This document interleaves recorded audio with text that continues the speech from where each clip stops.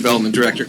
So this evening what we have is a work session with Council and the Transient Lodging Tax Ad Hoc Committee. So I thought I'd just provide a few kind of opening comments and then turn it over to the Chair and the Vice Chair. We have a couple other committee members here as well who can share with you what they have been up to over the last 3 months or so. Dealing with TLT? Dealing with TLT. So just as a refresher, and we go back to October of 2016, that's where the council was talking about the organizational structure for committee to be able to implement the transient lodging tax. And from those discussions, it was identified that we would use a city ad hoc committee, and we would staff it with existing staff. From there, we came back in December with the mayor, with the consent and ratification by the council, and identified 13 members to be on that transient lodging tax committee. So Councilor Johnson is a member of that committee. The mayor is an ex officio member, as well as the city manager. So from there, we really started having meetings in January of 2017. So we've met January 4th, February 1st, March 1st, March 15th, and then there's also been a subcommittee that has met twice. They met in February, mid-February, and mid-March. So they've actually put a lot of meetings in the last 3 months, done a lot of heavy lifting. You'll see later in your agenda this evening is the 2 items, actually. It's kind of the transient lodging tax night. One will be the small grant awards and the recommendation that's come forward from the committee on that. And then there are the application materials for the destination development and marketing grant program for your review and consideration, and I'll give a presentation later this evening with that. But at this time, I would like to invite Dennis Lewis, who's the chair of the TLT Ad Hoc Committee, and Sheila Nicholas, who is the vice chair, to come forward and talk about what they've been doing the last 3 months.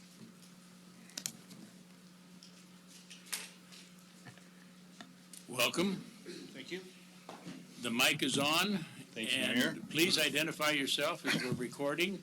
Dennis And Lewis. the floor is yours. And Sheila Nicholas? Well, we had a Dennis, charge. did you identify yourself? I didn't hear him. Yeah, you did. Okay, thank you. I did not hear you. Well, we've had a charge of putting together a small grant and a large grant program for the transient lodging tax that's available in the community. During the last few months, we've been able to organize our committee, is kind of organized to a point where we can come up with some criteria and put out a cohesive program that people could apply for the grants. We've put out the small grant program, which is limited to $20,000. And in that, we had a meeting, we had 6 applicants. And out of those 6 applicants, 5 of them we approved for funding, which totaled just shy of $20,000 in total.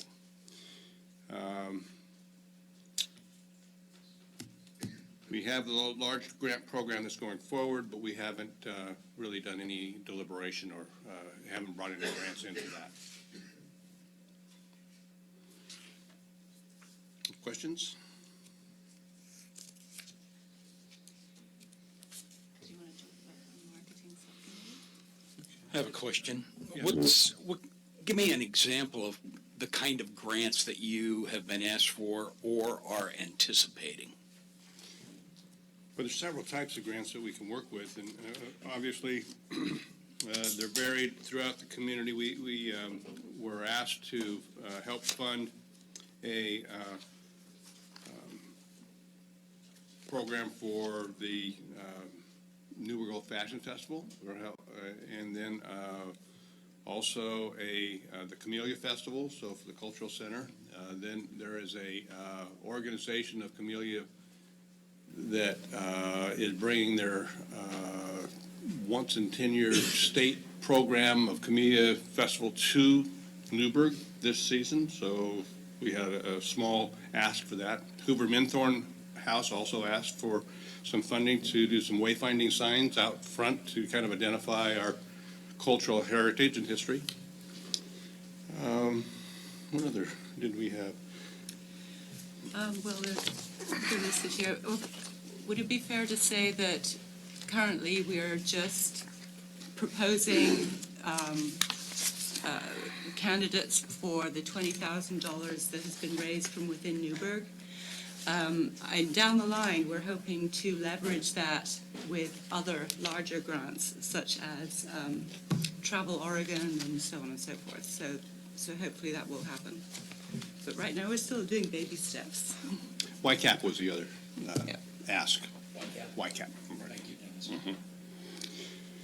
And then Sheila was kind of nudging me on the fact that we are also putting a lot of our efforts into marketing, as you might imagine, kind of getting this out of the gate. There will be some additional marketing funds required to really put together a program that we can work with state agencies and other agencies to really get our message out.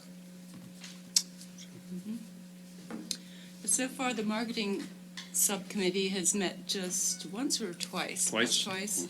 And right now, we're in the self-discovery zone, if you will. We're identifying our message and our identity, and once we get that groundwork laid, then we can move forward with, all of the other peripheral things like the website and so on and so forth. But it's been a very interesting exercise. We've met for a couple hours, trying to see what differentiates us. We can't say that we're a wine community, because so is everybody else. We can't say we went through a whole beautiful list of things we could not necessarily claim as our own.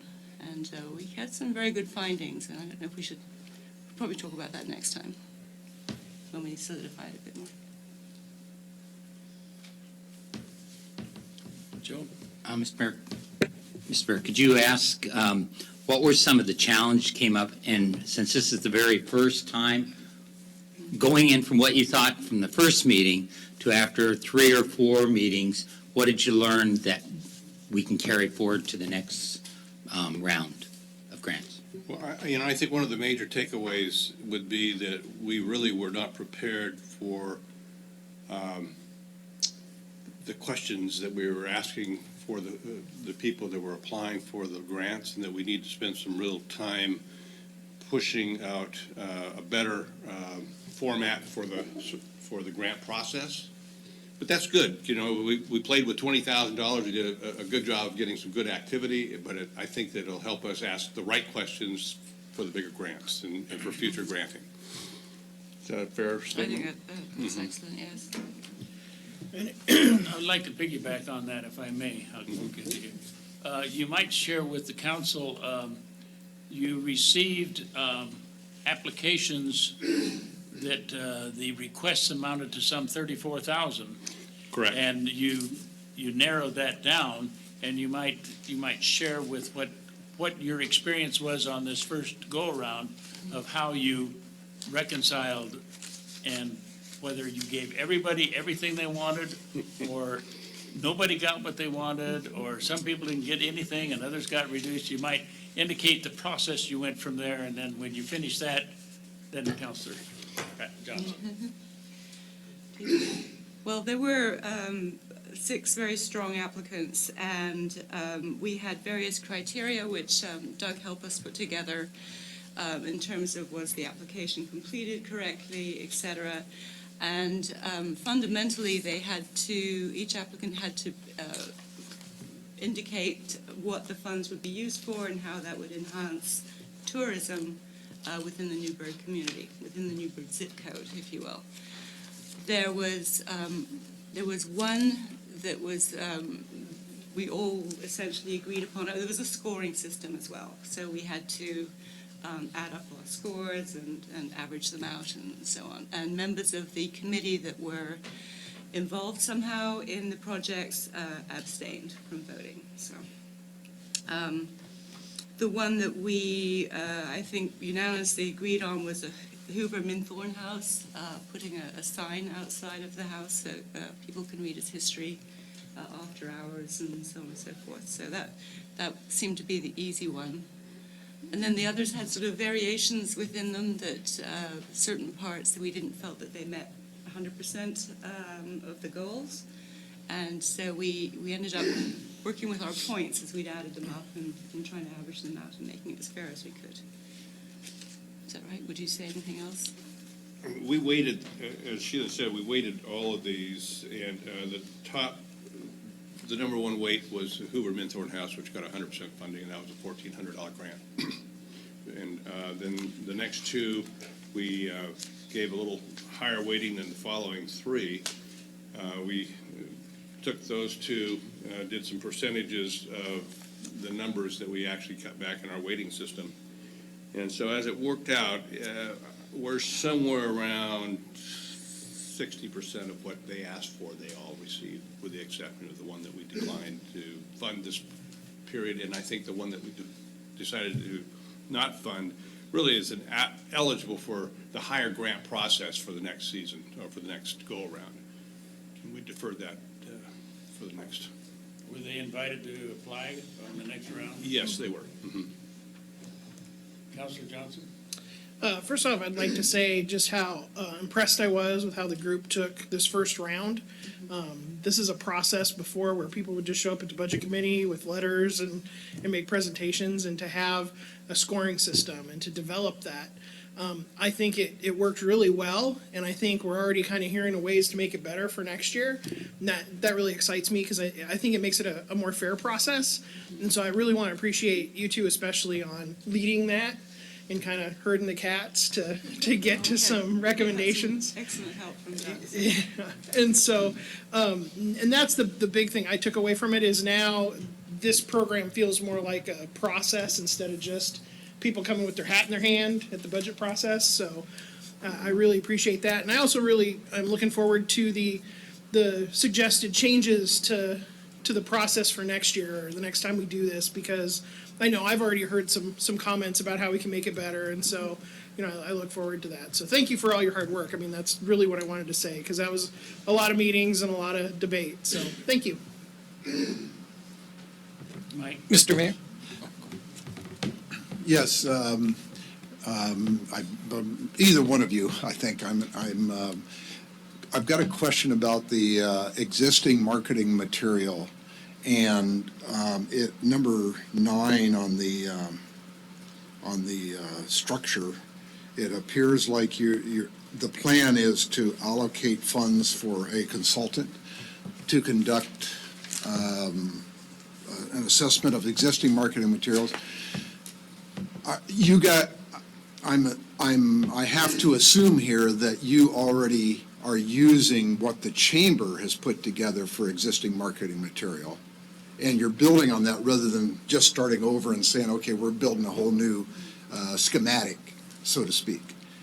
How much are you using the chamber's material? And also, my understanding is that the chamber has hired an extra person. I think we heard that last quarter, that we were going to hire an extra person, and it was to do with marketing of Newberg, basically.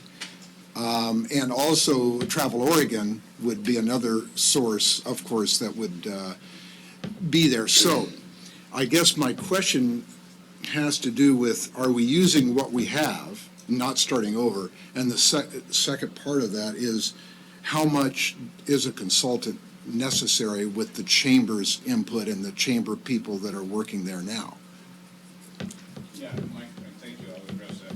Your mic, please. Is it on? Is the red light on? Thank you. Mike, thank you. We, as a group, decided not to hire a consultant, but to do it within. So we have a marketing committee that is a subcommittee of the committee.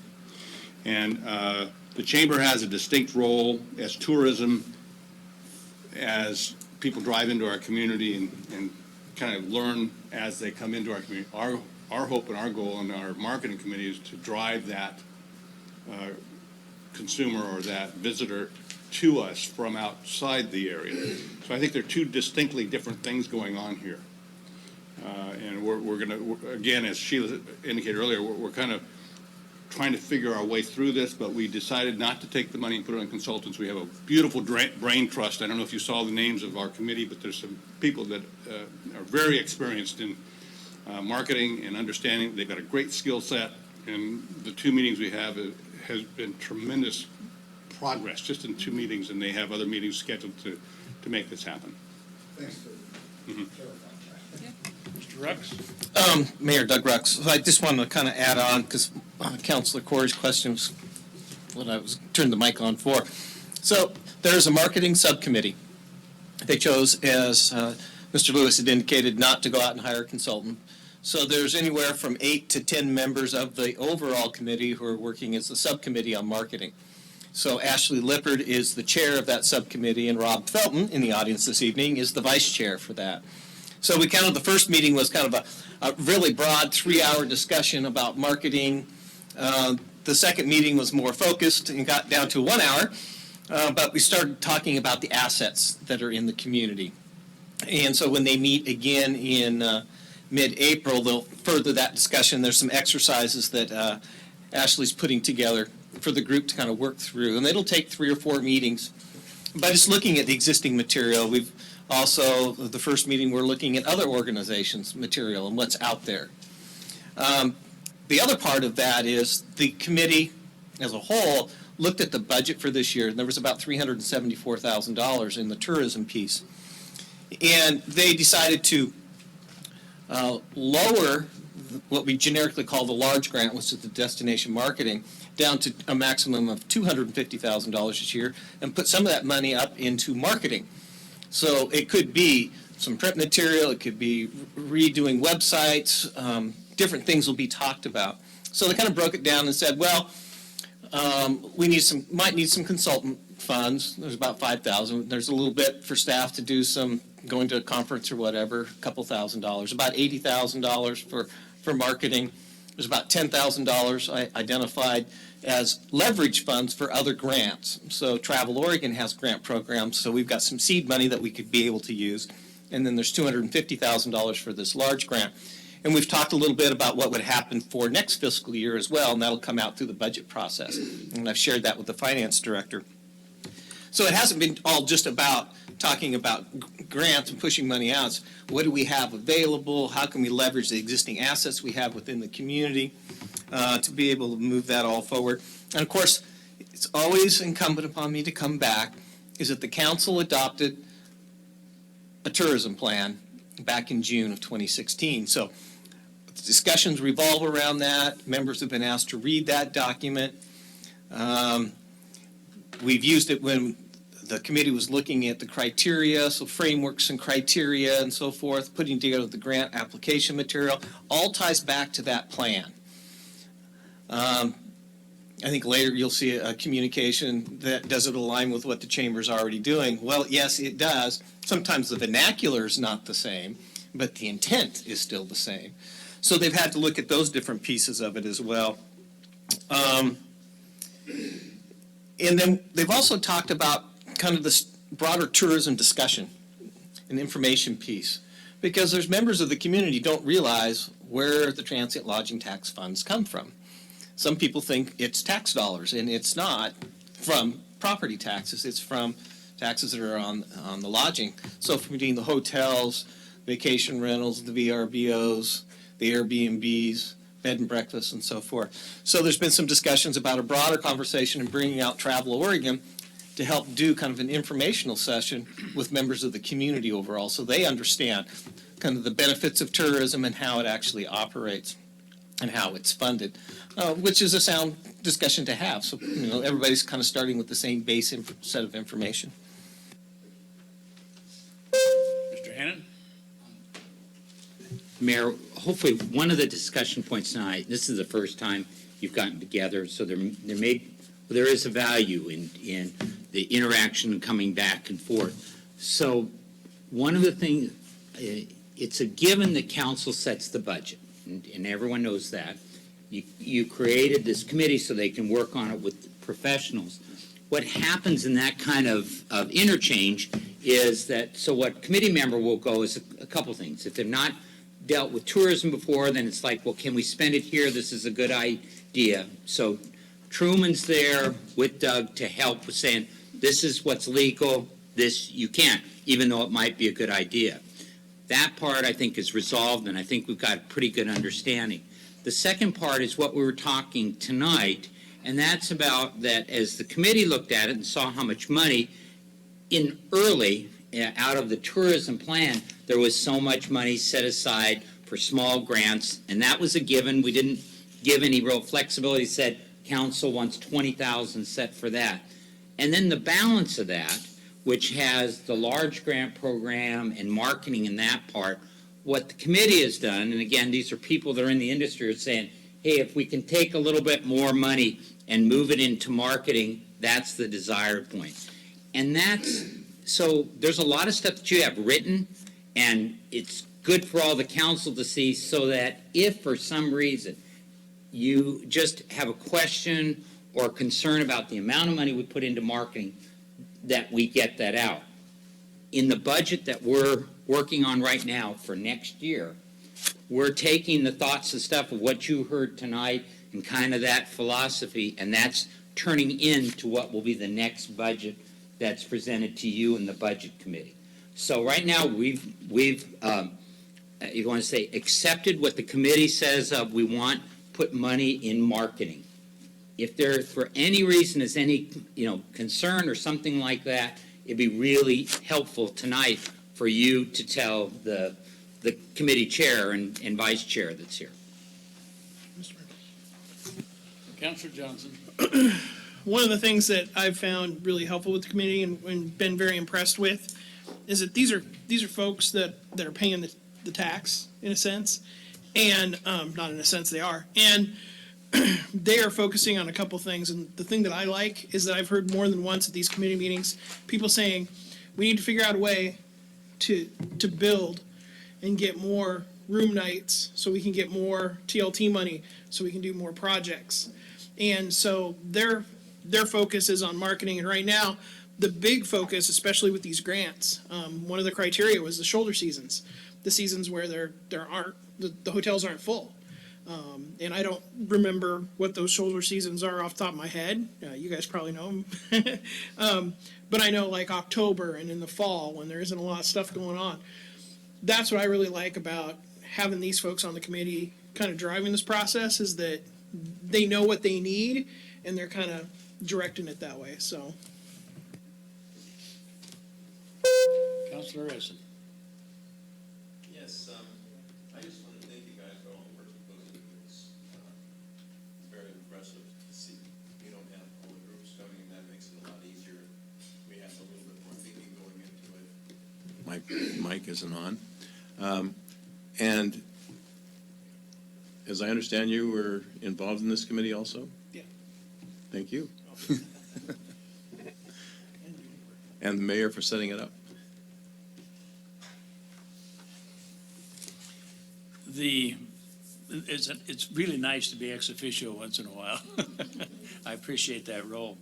The one thing that I would like to reinforce is that it was a full committee discussion. In fact, at times it was a very robust discussion, which I think is very, very valuable. There were many points of view that were brought in and explored in order to make sure that they were doing what we, the council, would like to have done, and at the same time trying to build a good, strong base for economic development of our community through tourism.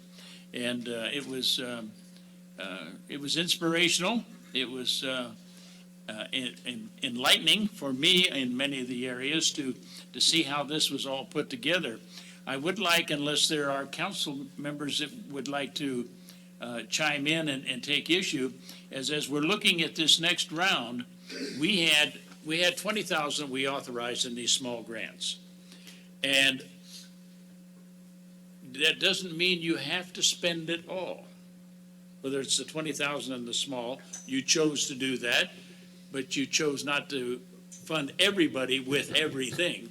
But when we look at the large grants, and as you're looking at marketing plans and other items that you want to at some point in the future see evolve, it may be that as you're looking at these larger grants, you may decide not to spend all of the money that may be available this year.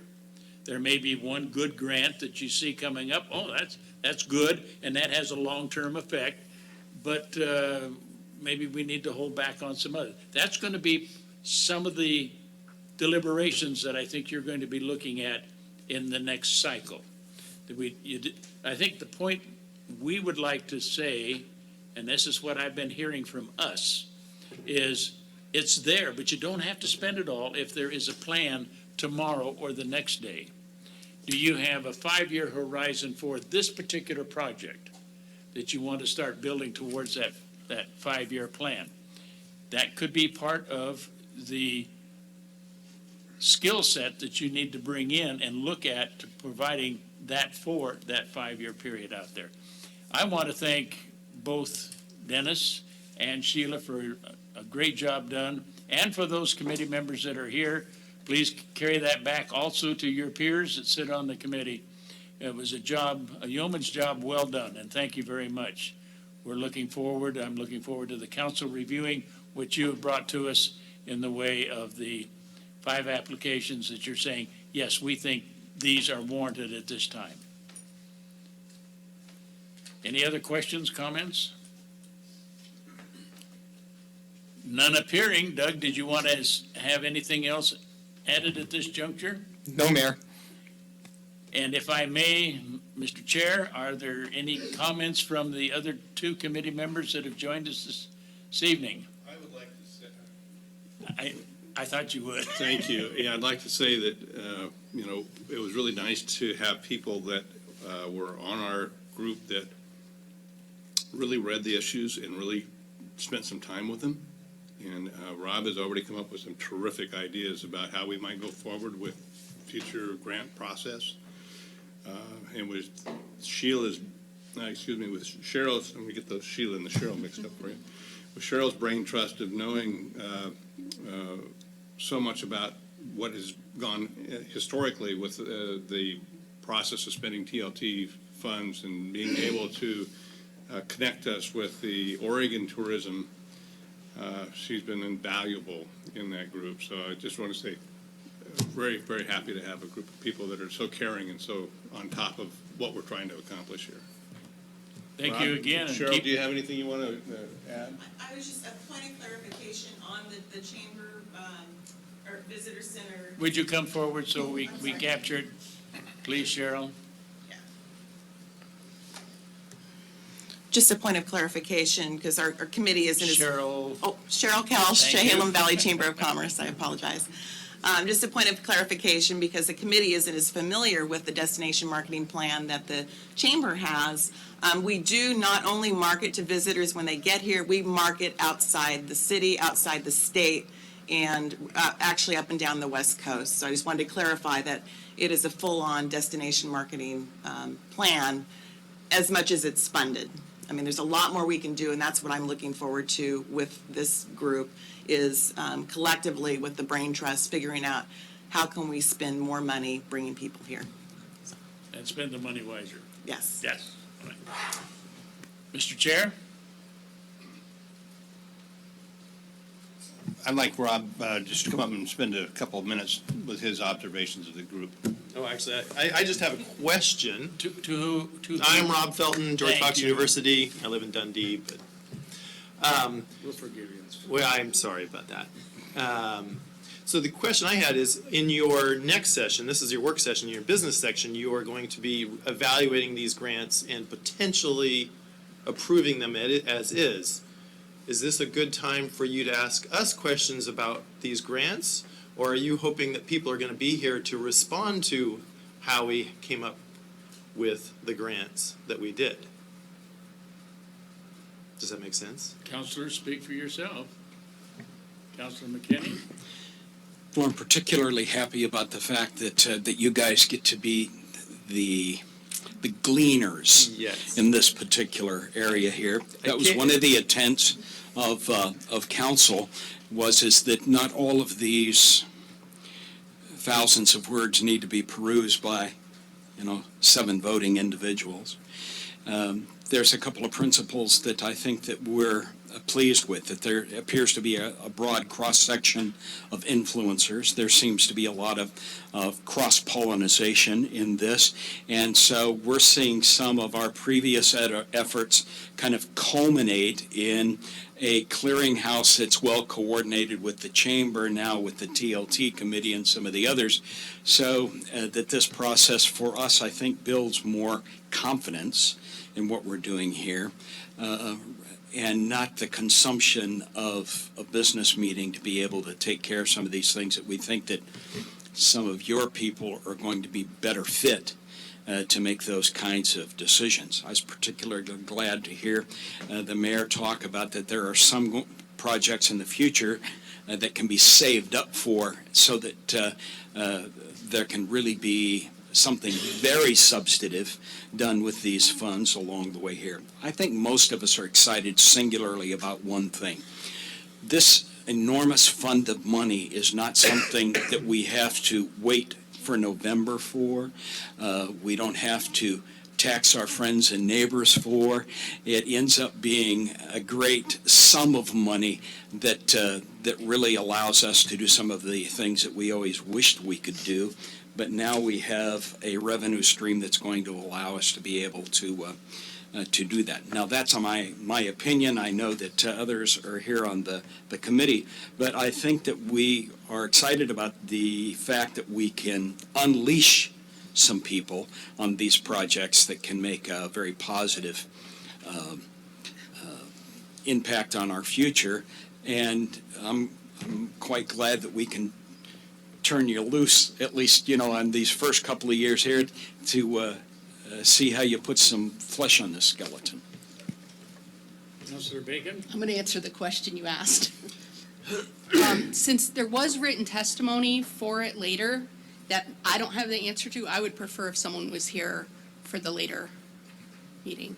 But I appreciate all your work too, and I'm glad that it got taken off the budget committee. It was very awkward to have all these community groups come to budget meetings with no criteria, and just, so I appreciate that as well. But I would prefer if someone was here at the later meeting. I'm sure the chair wishes I hadn't asked that question now. Councilor McKinney? I'm glad to see how this will influence the budgetary process. I'm hoping for fewer alligators taking a bite out of Joe's hide for several $1,000s for this and several thousand for that or whatever. So really you can have a significant influence and impact on the budgetary process. And so this is more of that flesh we're putting on the skeleton.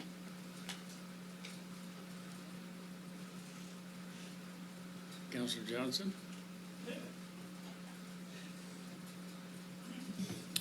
There's one, we're still in work. Can I speak on the topic, or is it just focused to Rob's question? Well, we're in work session, and Okay. you did have a question. Yeah. I would love it if one of you would stay back. I think one of the things that, for me, we need to be real cautious of is you have a citizen committee, and sometimes there are going to be hard choices that are going to have to be made. And I'm not questioning whether they'll make the hard choices, but I definitely think this body needs to kind of have some oversight, because I can see in the future maybe some projects that come forward that aren't qualified or aren't appropriate for TLT, and that can put business owners in a bind. So I just I'd like to remind the council, and not that it's my place, but just gently remind the council that sometimes we're gonna have to look at these and make the hard call. That's just my 2 cents. Mr. Mayor. Councilor McKinney? I think that always brings up a good point. There are certain things that are brought to us as a recommendation from a variety of committees or subcommittees or whatever, and then it's up to us to exercise the weight of our responsibilities to approve or disapprove on some of the others. But I'm really excited about the breadth of the process, so that by the time we're asked to make an expensive decision, there's been a lot of people and a lot of processes and a lot of other input that's going to make that decision easier. Did you get an answer? I kind of did. You- I was in the chair? I got a number of. I was just gonna point out that you have four of us here for the next 20 minutes or so that we're planning to be here. You're going to be discussing these very grants that are in your material. You have us here. If you'd like to ask us questions, you probably will have one person here, the poor soul who got put in the chair role.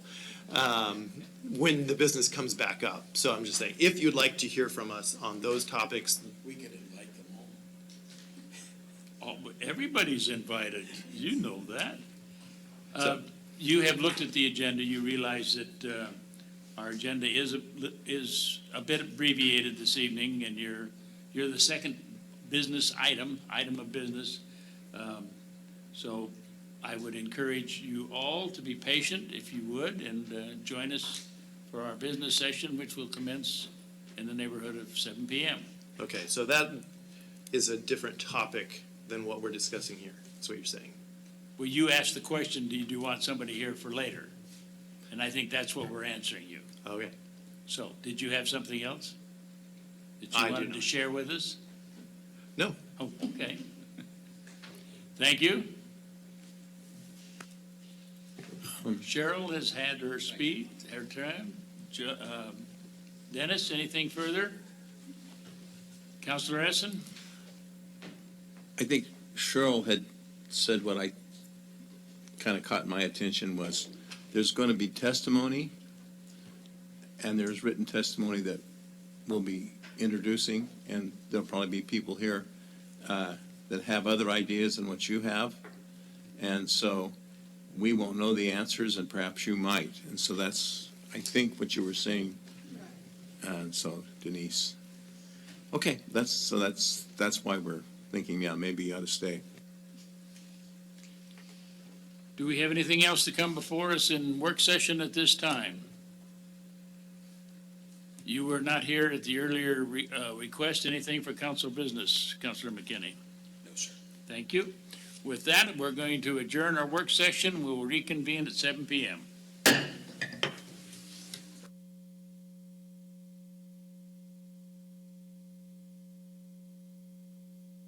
Thank you, my car's like new. J&W.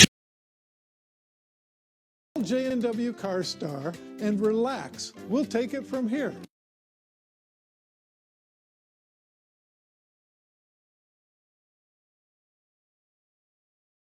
CarStar will do the same for you. An auto accident can be a very frustrating experience. It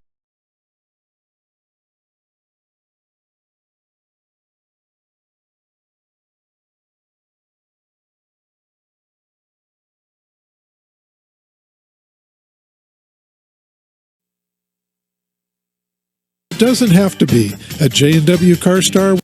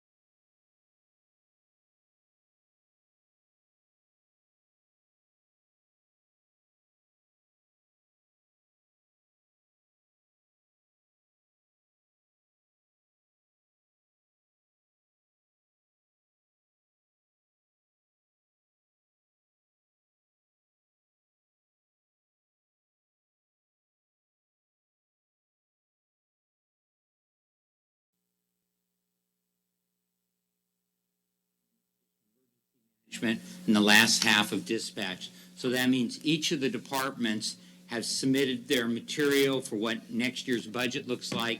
Finance, and finance this year is a whole team of 3 there that review each of the budgets. Then we sit down, the departments, myself and finance, go through it. Within 3 or 4 days now, we've got new revenues in and looking at revenues, expenditures, and see where we're at in order to develop a balanced budget to take to the budget committee. So so far it's gone very well. We know all the challenges of the budget, which we talked before, dispatch, radio upgrade, PERS, and roads. And those are our biggest challenge, but that's okay.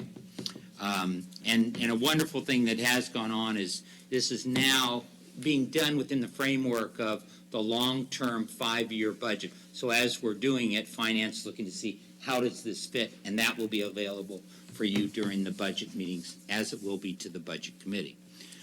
Beyond that, spoke with county emergency management, and this has looked to a potential partnership between the city and emergency management, which rests in the sheriff's department, to talk about that may be an answer, that a partnership that I'll propose to you during the budget, and actually before that when we do council priority update. It was one of the priorities we talked about, and the county is interested in talking to us and potentially being a partner. Did a meet and greet finally with Scott Parrish of ADEC. Scott extremely busy, so it's really difficult to get in. But once got in, very gracious, and we talked about a number of things of ADEC as our largest employer, both of what things can we do to help his company thrive and expand. Community development, Doug's already been working with them with some ideas about parking management. There's some parking expansion, potential corporate buildings there. And then we talked about their employees of how can we help, and the chamber is here tonight, and the chamber has a workforce committee, and so we're just there to say what kinds of things can the city, the chamber, the workforce, and also the school district prepare, particularly machinists, for the jobs that are needed at ADEC. So it went very well. We also talked about employee housing and assistance, and Scott was interested in continuing that conversation. We have a meeting scheduled with George Fox, and we've talked about a couple of groups of now seeing how skinny houses might fit to meet a couple of needs in the community. One of them could be affordable housing. One of them could be in the area of the ADUs, the auxiliary dwelling units, and in some places they've also been used for homeless.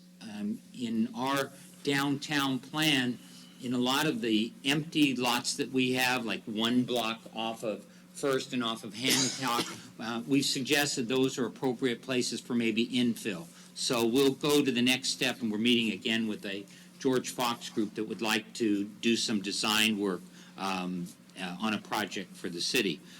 We looked at a draft operation plan for a possible trolley, just kind of out of the blue after talking to the Oregon Electric Railroad Association. They came in with about a 50-page, very detailed proposed operation plan with routes, marketing, financing of trolley systems. So that's gone to a volunteer committee we have, and we'll come back to council shortly. So there is a way forward that we could get the trolley up and running this year. Also attended the Future Focus group, which is a monthly meeting with CPRD, school district, college, and the city of Dundee, and work through some issues about looking at the future of city, how it ties to our 2030 plan, ours is called? What's Newberg 2030. So how it interacts with the Newberg 2030 plan, also with Dundee plans. So it's a chance for us to work at a staff level to get some items and then bring it back to the council. Attended the chamber board meeting, downtown coalition board meeting, have had a follow-up now with the Veterans Administration. And this is where we're exploring the concept of potentially a 2-day-a-week clinic here with the Veterans Administration. Another meeting will happen within the next week to come get a little bit closer. And that one is partnering with a local medical clinic and the VA. It'll be through a thing called the If It Goes Community Choice Program. So we're very pleased with that, considering we have 1,100 veterans living in Newberg. Met with the new Cultural Center Director, Jennifer Justice, looked at ways of making her feel comfortable in the community and people's suggestions of who she can meet. And we talked about and an offer for a real vibrant partnership between the city and the Cultural Center. We did a prospective business that was brought to us by Oregon Business. So the mayor, Doug, and I met with them, just helping them to make sure that they know Newberg is open for them. We did sign an agreement not to disclose the company, so what you heard is the extent now until something would move forward with that. We also facilitated a meeting of upcoming at the City Club, and that's Roy Gathercole, who you've seen sometimes in council meetings. He's confined to a wheelchair now, but it's about getting the word out with the community, kind of informing and sensitizing the community about what it's like if you're in a wheelchair, of getting in and out of public meetings, getting into restaurants and items like that. So he's going to speak to the club.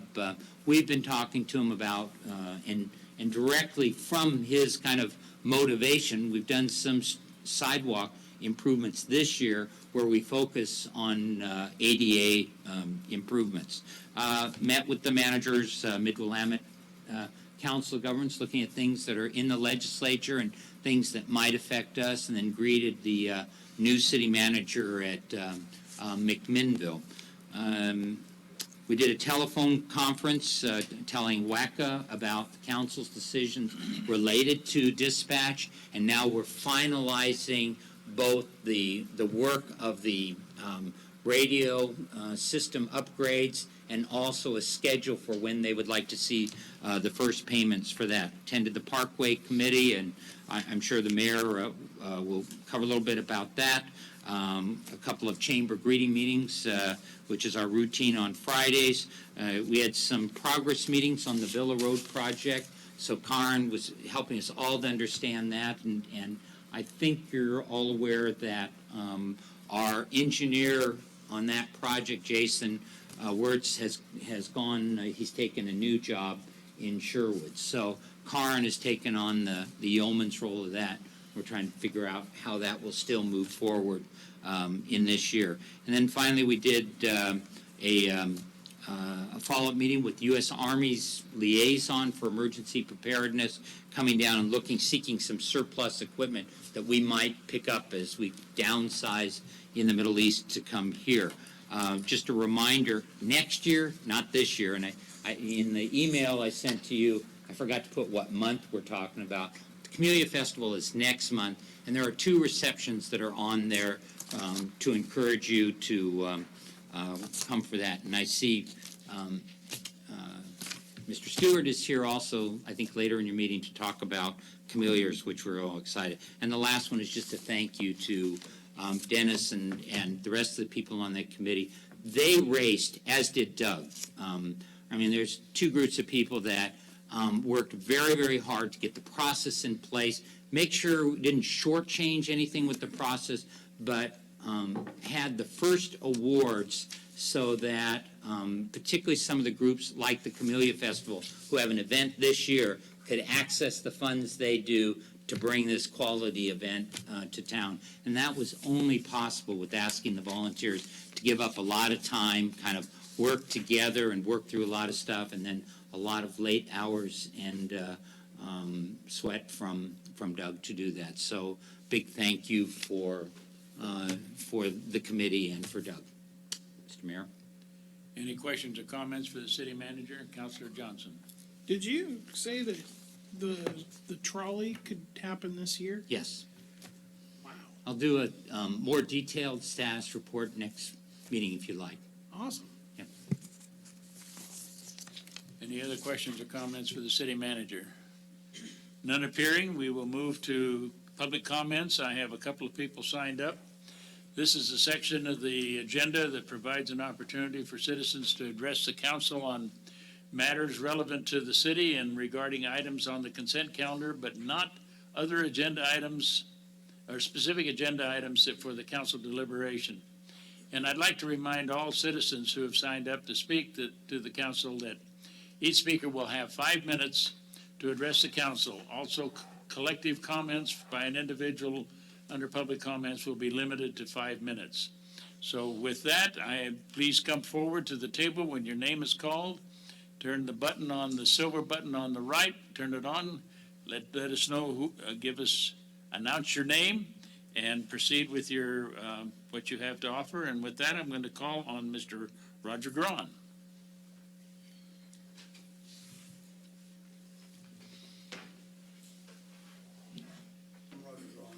Button on the right, please.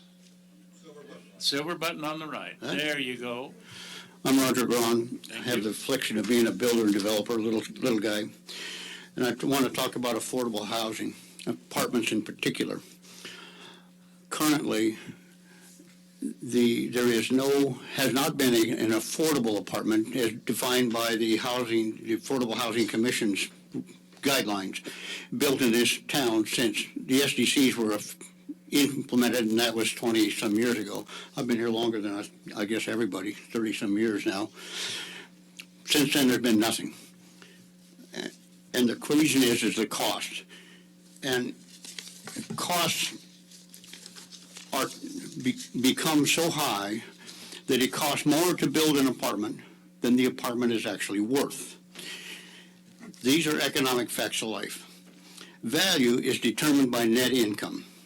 And the more income, the more value, the less income, the less value. With affordable housing, obviously, it's less value. Value, in turn, creates an investment, and the less value, the less investment. So what happens is that the cost of construction, which I can't do very much about, I can't affect the cost of rock and concrete and lumber and appliances and everything else. So the cost of putting these things together is fixed for everybody. The only two variables in here are the cost of permits and fees, the SDCs and so on, and my share.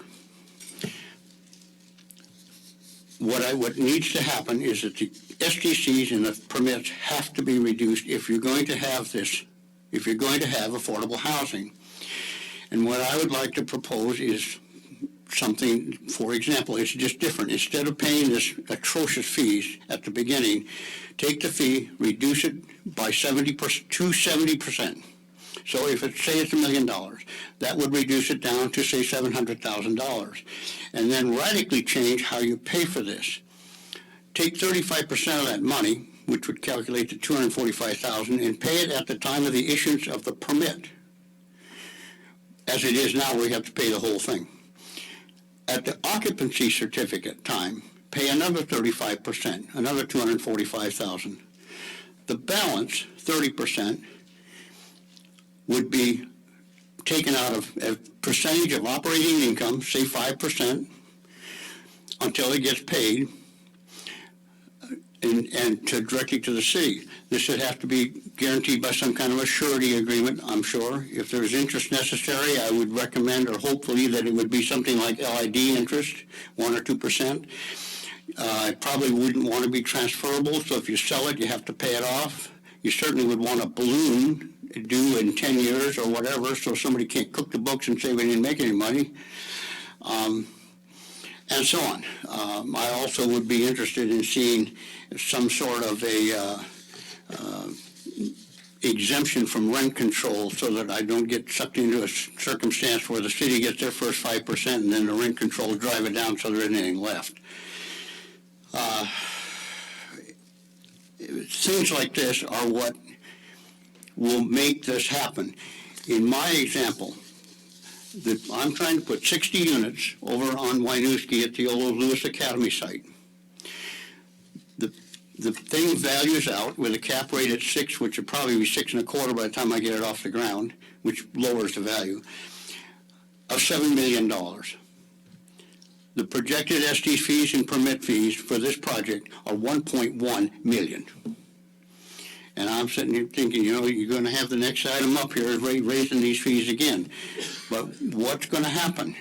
Well, if you could spread this out to where it can be formed in this kind of a formula, and I don't say this is the way to do it, but this has been done in California. San Luis Obispo does this.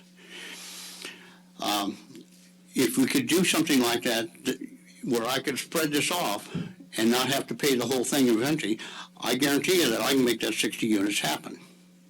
And if I don't, somebody else will surely step up and do it for me. So, but this is the only way you're going to get there. At the same time, since I'm an owner, as well as so on, I'm taking your fees down to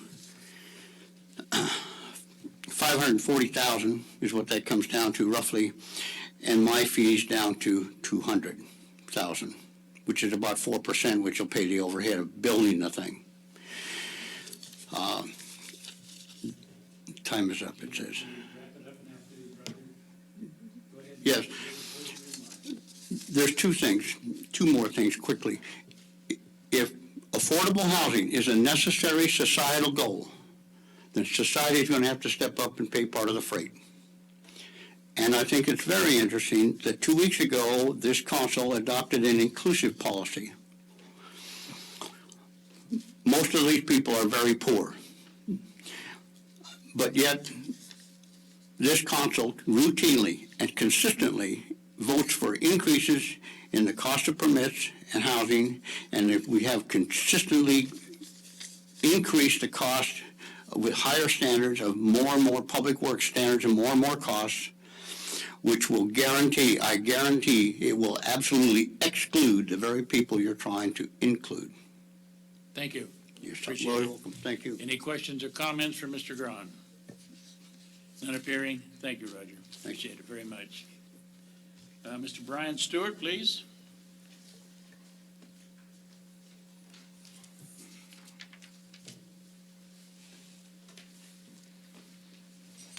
My name is Brian Stewart. And you're going to introduce your companion? Briefly, don't rush me here. I have an agenda. In the grand scheme of things, I'm going to lighten it up a little bit, not to discount what we just heard.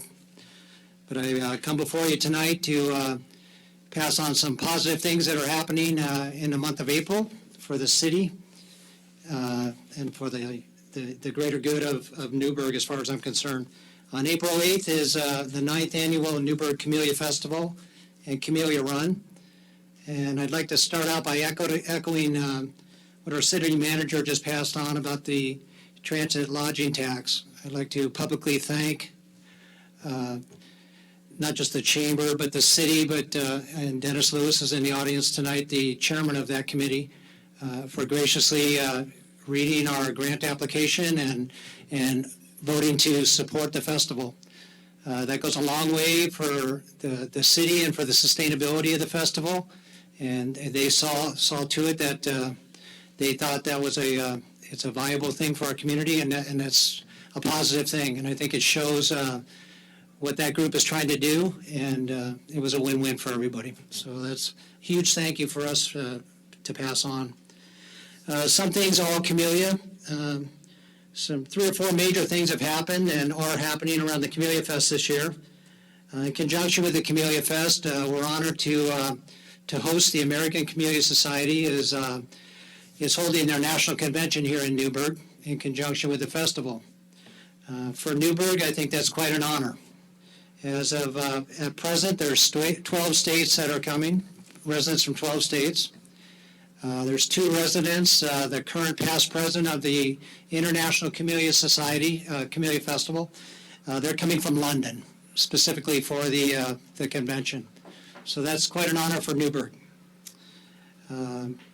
Another one that has happened recently, and now I'll introduce my friend, who at present is known as 1007. Thanks to the generosity and the support of Shailen Park and Rec, and with the support of the city manager and the mayor, I was able to road trip down to Fort Bragg, California /Modesto, wherein lies one of the United States' foremost hybridizers of camellias. His name is Daniel Schlavette. He's been doing it forever and a day. And the intent was, and the reason I did that, is to secure number 1007 and 19 of her sisters that are the same size. And what that allows us to do moving forward is we are starting the application process with the American Camellia Society, is we will register her. And what that enables you to do from this day forward, we now own this camellia and all rights to that and all propagating rights, and more importantly, in some sort, naming rights. So on that application, moving forward, this will be known as the City of Newberg. So we now have our own camellia. And what this allows us to do is we can propagate this from seed and cutting and make as many babies as we want. So in the next couple years, you'll see every runner at the Camellia Fest now gets a camellia, a 1-gallon camellia, which is part of the cool swag and the popularity. Well, they're going to not only get a camellia, they're going to get the City of Newberg camellia. We have any awards, recognitions, whatever, we're on the map. You Google, hey, what cities in the United States are known as camellia cities? Boom, Newberg comes up.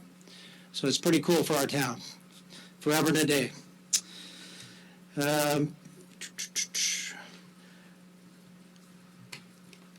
And lastly, something that happened today at the State Senate, and this was with help of Mayor Bob and Lionel Mathia in town. We had taken up, the Senate had taken up, the Committee of Rules had taken up the Mayor, correct me if I get this wrong, a Senate concurrent resolution, and it was number 26. And in that, it was to recognize Newberg as the Camellia City of Oregon. Officially passed that. They voted today, and they passed that 5-0 to adopt that. So from this day forward, if it gets out of the Senate, which I assume it will, we will be known as the Camellia City of Oregon. So that's pretty cool. And I guess that's all I have. Thank you. Any questions or comments for Mr. Stewart? Councilor Bacon? I have one for him, but I have one on the last one too, that you missed my light. Your light was not shining. It was, Brian, I remember the Camellia Festival when it was in this room 9 years ago, and it was just a dream for you, and you have worked so hard to get this off the ground, and you have come amazing. It is amazing what you have done with your passion for it. So I just wanted to thank you Thank you for very much. all your hard work, Thanks. and your dedication to this project has been outstanding. It's fun to be a part of something. Thank you. Some of us had those camellias at home. You hear this? Nice. Not 107, 107. Just 10, back in my trunk. is it 107 or 1007? So it was, first was created in the year 2010, in the month of 7. That's how they remember. 1007. So it's 1007? Yeah. 1007, excuse me. That's how they track them. 07, that's one. They have to be tracked for 4 years minimum, and then it takes a year process to register it. And it's pretty cool what you have to do, from just know the genealogy of it, but then you have to measure the blooms, you have to know all the crosses. There's a lot of cool things going on. And it's hardy to our region, obviously. And you had a comment for the previous speaker. Yeah, I wanted Doug or maybe Truman. Thank you, Brian. We did this. Don't go away. We did the part up front and part of the fees at occupancy before for the apartments on Church Street. And I don't remember if we did it special for them or if it was part of the affordable housing rules that had been adopted earlier. Do you happen to know off the top of your head? Counselor Doug Rux, no, I do not. I'd have to go back. It's first I've heard of that, so I'll have to Yeah. do some research. The Church Street. Truman Stone, City Attorney. I will say that we do have a provision in the code that allows payments on the SDC fees, but there's not a similar provision on the permit fees. Councilor Essen. There's a little bit more of a story that I can tell about this, On what? the camellia, Go ahead. and I want to make sure I understand. When Joe first started, we met with Stan Halley and his wife, and they grow roses. And apparently, we have a local place that we could get a Newberg rose, a special Newberg rose made. Well, Brian works at the golf course, and I happened to see him over there, and I said, gee, I got a great idea. Let's have a Newberg rose. Well, I found out real quick, we are not the Rose City, that's Portland. And I said, well, can we do something about the camellia? And he said, yes. And then we went off into the whole story about being a camellia city. And not only that, the place where we have the Camellia Festival, and it is the national or the international? Hosting the national, International. the American Community Society National Convention. National. So we are not only do we have our own camellia, and this is stuff all I was learning as I was talking to somebody I was going to talk into a rose, but I found out we were we hold the national. Oh, excuse me, Scott, I'm sorry, the Oregon State Camellia Society holds our annual Bloom Show. Okay. Annually in conjunction with the Newberg Community Festival. Are you going to a particular point? Well, I was trying to find out from Brian. So this is exactly what's the distinction as far as our Camellia Festival is concerned, is as far as the state festival. Brian, would you come to the table and answer the question, please? Please, thank you. Brian Stewart. Thank you. The uniqueness, Scott, is that for 78 years, the Oregon Camellia Society held their statewide annual Bloom Show at the Japanese Garden. So there's quite a history with the statewide Bloom Show. The year after, as Denise Bacon mentioned, in 2008, when we did our first Camellia Festival here and did a informal Bloom Show, 50 people came, we all got little free camellias, went away. The stars aligned in a good way for Newberg because they lost their venue at the Japanese Garden due to construction and politics or what have you. Had such a great time here, called us back up and asked, hey, is there a venue or some place we can hold our annual Bloom Show? We're looking to broaden out of Portland and get statewide. Well, ironically, the Cultural Center just opened up, and I approached the board and Lonnie, and they were totally receptive to it, thinking that's exactly what that building's all about and this town needs, arts, culture, community. And so from that day forward, the Bloom Show, statewide Bloom Show, has been the hub of the Newberg Camellia Festival, with it being our city flower, now a city camellia. Now a state-recognized camellia city. The sky's the limit for where you could go with the festival. Thank you, Brian. TLT. Yeah, and that was it was a little bigger deal than just him coming with the camellia. He's really done a lot to make this not just a camellia city for this county, but it's for the state, and who knows? Thank you. Yes, Dre. I just had a question. What does camellia bloom look like? Can you just describe more about the plan, when it blooms? I apologize. It's a bit more from here, but it's a beautiful double pink. What's unique about it too is it drops whole from the plant. So a lot of them do petal by petal, whatever. So it's clean break. It's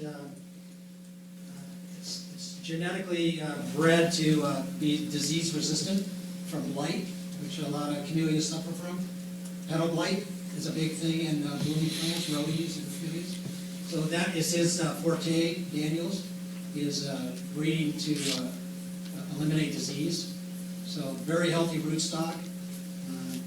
Camellias are cool. It's very profuse too. The picture he has, it's solid blooms, and I'll shoot you a copy of that. And then how do we get our hands on that if we want to plant some around the city? Are they available for us, or you only have 14 of them, or? What's going to happen is we're working closely with the city. This is a partnership with you. Brian, would you come up to the microphone, please? I can't just use my coach's voice. I apologize for being so casual. This is definitely a partnership with the city and Chehalis Park and Rec. This is our camellia, our community camellia. It's not a selfish thing or whatever. It's all about anybody that knows me and whatever. It's all about as many of these camellias we can spread, the better. So, for instance, we're going to be doing a ceremonial planting of one of the 20 on the Friday at the when the national convention's out here, at the meeting that they're having at Fernwood, at the golf course there, and Joe will be president and the mayor. And we have the Camellia Grove there that is open to the community. The folks from London, they'll be putting that in the ground, and that'd be cool. I've talked to Joe, and then moving forward as we propagate these things, say you have Employee of the Year, or someone wins the whatever, Lehman Award or what have you, how cool to be able to give them a Newberg Camellia.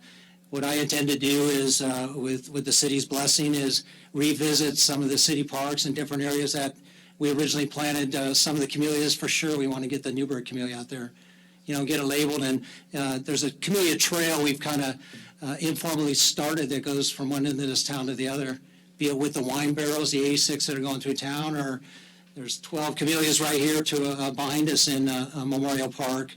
And it literally winds, all the way out to the Allison. I have several that Pierre's let me plant out there. So we could have a lot of fun with this. It's all about the city and, following that. Thank you. I'll be calling you. Thank you. Thank you, Jay. Thank you, appreciate it. With that, we're going to move on to new business. And as I indicated earlier, we're going to take item 6B first, and then we will, after we finish our discussion on that, and take whatever action we're going to take, then we will go to item 6A. So with that, I'm going to call on Mr. Rux to bring us a resolution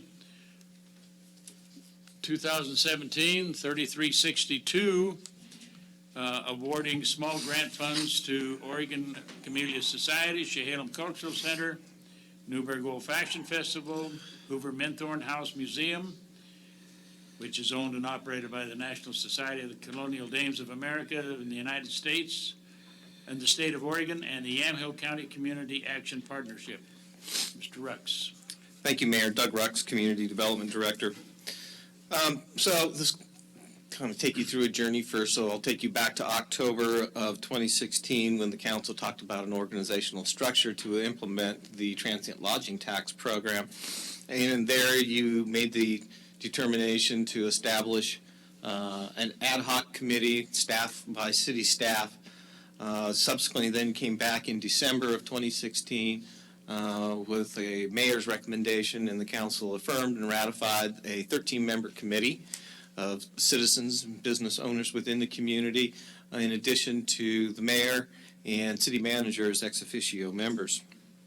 So the Transient Lodging Tax Ad Hoc Committee has been working, and in February they did a final review on an application packet for what's called a small grant program. That was $20,000 that the council identified. That was brought back in front of the city council on February 6th, where you reviewed that, and then we quickly then went out for a solicitation on February 8th. In part, this was to address upcoming events, activities, festivals that were occurring within the community. So it was kind of rapidly done, but prudently done. We went out for that solicitation. It closed on March 1st, 2017 at 4:30 p.m. We received 6 applications, which are noted in your RCA. So the Oregon Camellia Society had one for the American Camellia Society 2017 annual convention in Newberg, and they were requesting $2,500. The Chehalis Cultural Center requested one for the Newberg Camellia Festival Run and Walk, and that was $8,000. Hoover Minthorn's house had some informational signs at the gates leading into the Hoover Minthorn house. They requested $1,400. The Old Fashioned Festival submitted a request for the NOF 2017 Grand Fireworks Celebration, the amount of $5,000. Yamhill Community Action Partnership for their Light the Fire, a YCAP benefit, requested $7,500. And finally, Tunes on Tuesday, as presented by the Young Professionals of Yamhill County, had the 2017 Tunes on Tuesdays, as presented by the Young Professionals of Yamhill County, semi-permanent fencing plan, and that was for $10,000. So the committee went through an evaluation process on March 15th for about 2.5 hours and reviewed the various applications based upon what was required to be submitted in the application packet, which is included as attachment 1 in your packet this evening, as well as the framework, which ties back to the Newberg tourism strategy in that plan that the council adopted back in June of 2016. And then criteria that were developed, I should say all of this was by looking at a wide variety of other communities and what they have done for their grant programs and putting suggestions on the table, where the committee reviewed and evaluated those and came up with that final proposal that came through you back in February. There was a total of $34,400 that was requested. There was available funding of $20,000. So the committee had to go through a process. One of the things is that they identified that the Tunes on Tuesday proposal they thought would be better or could match or meet the requirements for the large grant program that is developed. We'll get to that later this evening as you review that. So that basically left the 5 that were left is in your staff report. The Oregon Camellia Society, the committee recommended a grant award of $2,000. The Cultural Center, an award of $6,550. Hoover Minthorn was $1,400. The Newberg Old Fashioned Festival was $3,500, and the YCAP Light the Fire was at $65,500. Should note that the funding for this is in Fund 19, so it's part of that $374,000 in change that was allocated for this year, and this is a subset of that proposal. So all of the attachments are included in your packet, attachments 2 through 7 on the application.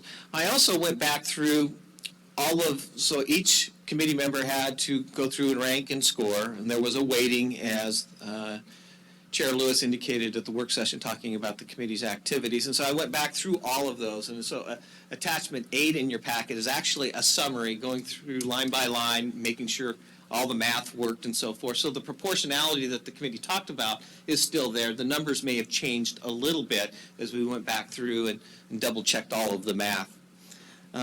So with that, staff is recommending that you adopt Resolution 2017-3362. Doug, one question. On these applications that came before us, were those screened for their eligibility in light of state statute? The city attorney and I had conversations about the applications. I actually started off the committee meeting on the evaluation on March 15th and had indicated about, you have to look at the application or should be looking at the applications. Are they attracting tourists as it's defined? So we have, basically there's a definition in statute on tourists, there's a definition in statute on tourism promotion, and then there's a definition on tourist-related facility. This grant was not looking at the tourist-related facilities, it was looking at the tourism promotion portion of that. I think it's also important just to remember is that any award that's done is that there has to be a contract. And there was a sample contract that was provided in the application material. Any awards, city attorney's office and myself would have to make sure that there's all of the correct language, that these awards are meeting the definitions that are included in state statute for tourism promotion. And my last question I have for you, did all of the applications meet the tests for any matching requirements? Yes, they all met, so the minimum match was 0.5 to 1, so the lowest came in at 0.5, the rest ranged somewhere between 0.5 and 1, or maybe just slightly above. Thank you. Questions from counselors?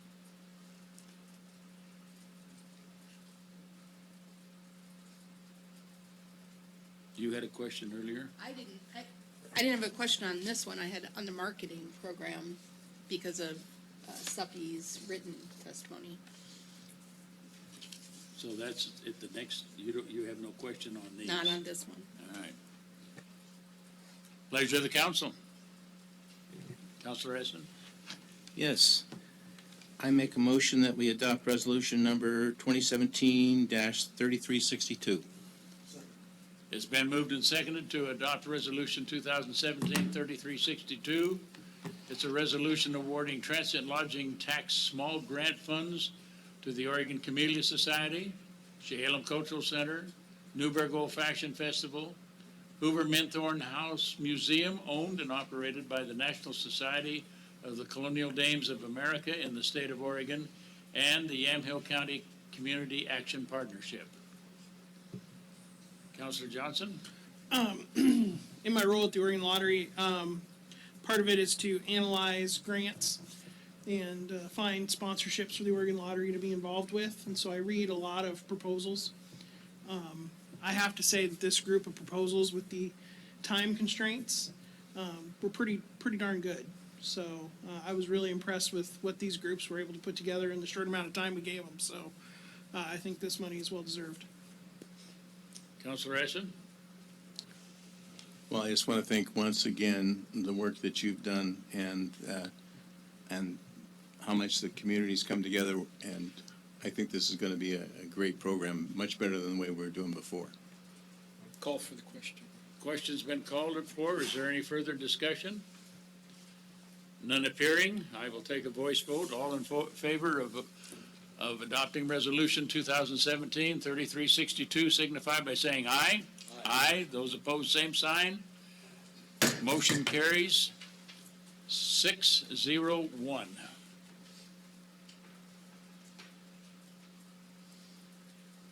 One absent member. Thank you. Appreciate you staying. Very definitely. We'll now move then to Resolution 2017-3361, updating the master fee schedule for the city of Newberg. And if you delay just a moment, Matt, we'll let those that were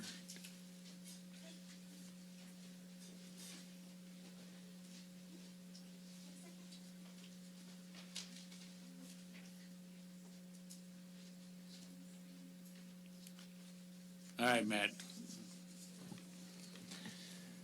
Good evening, Mayor and Council. I always hate to see people leave when I come to the podium, but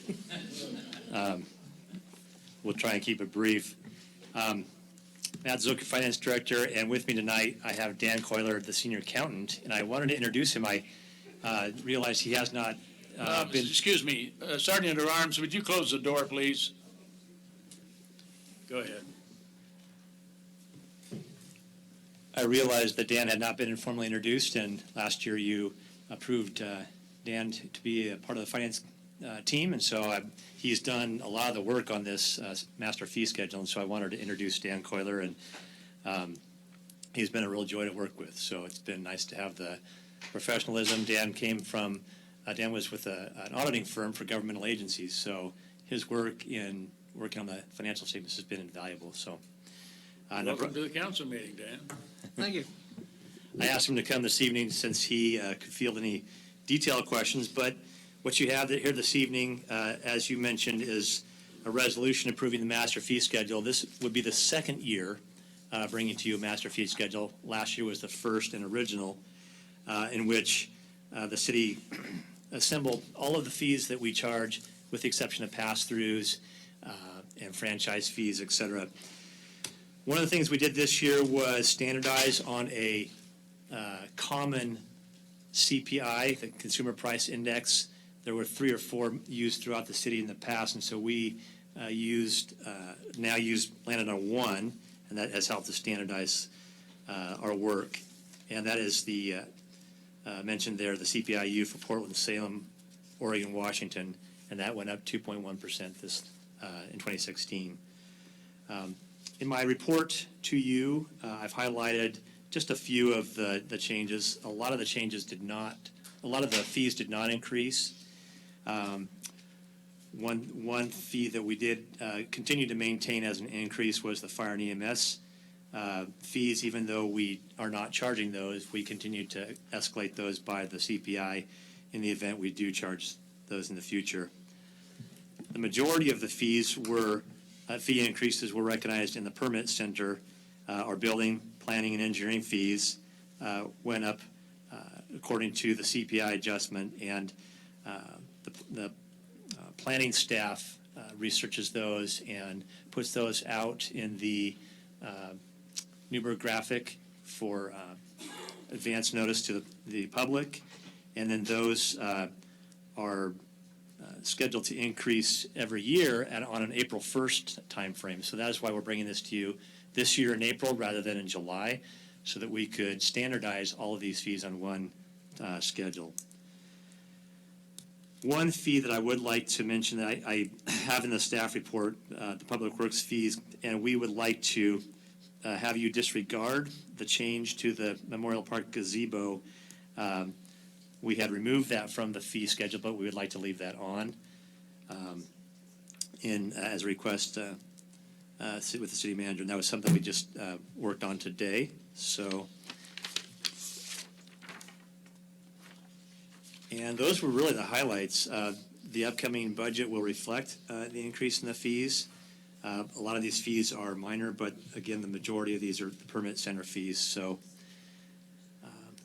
our recommendation is that you approve Resolution 2017-3361 with these changes to the master fee schedule. That's my report. Questions for staff?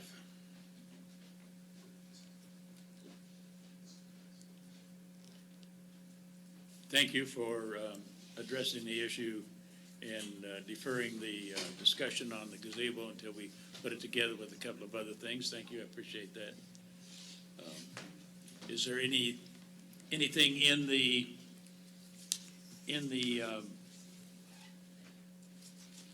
resolution itself that needs to speak to that, or if you have taken that out of the schedule? There is nothing in the resolution that expressly addresses the gazebo. Okay. So no modifications to the. Okay, so by your testimony, that is out of the discussion. Correct. Thank you. Pleasure of the council.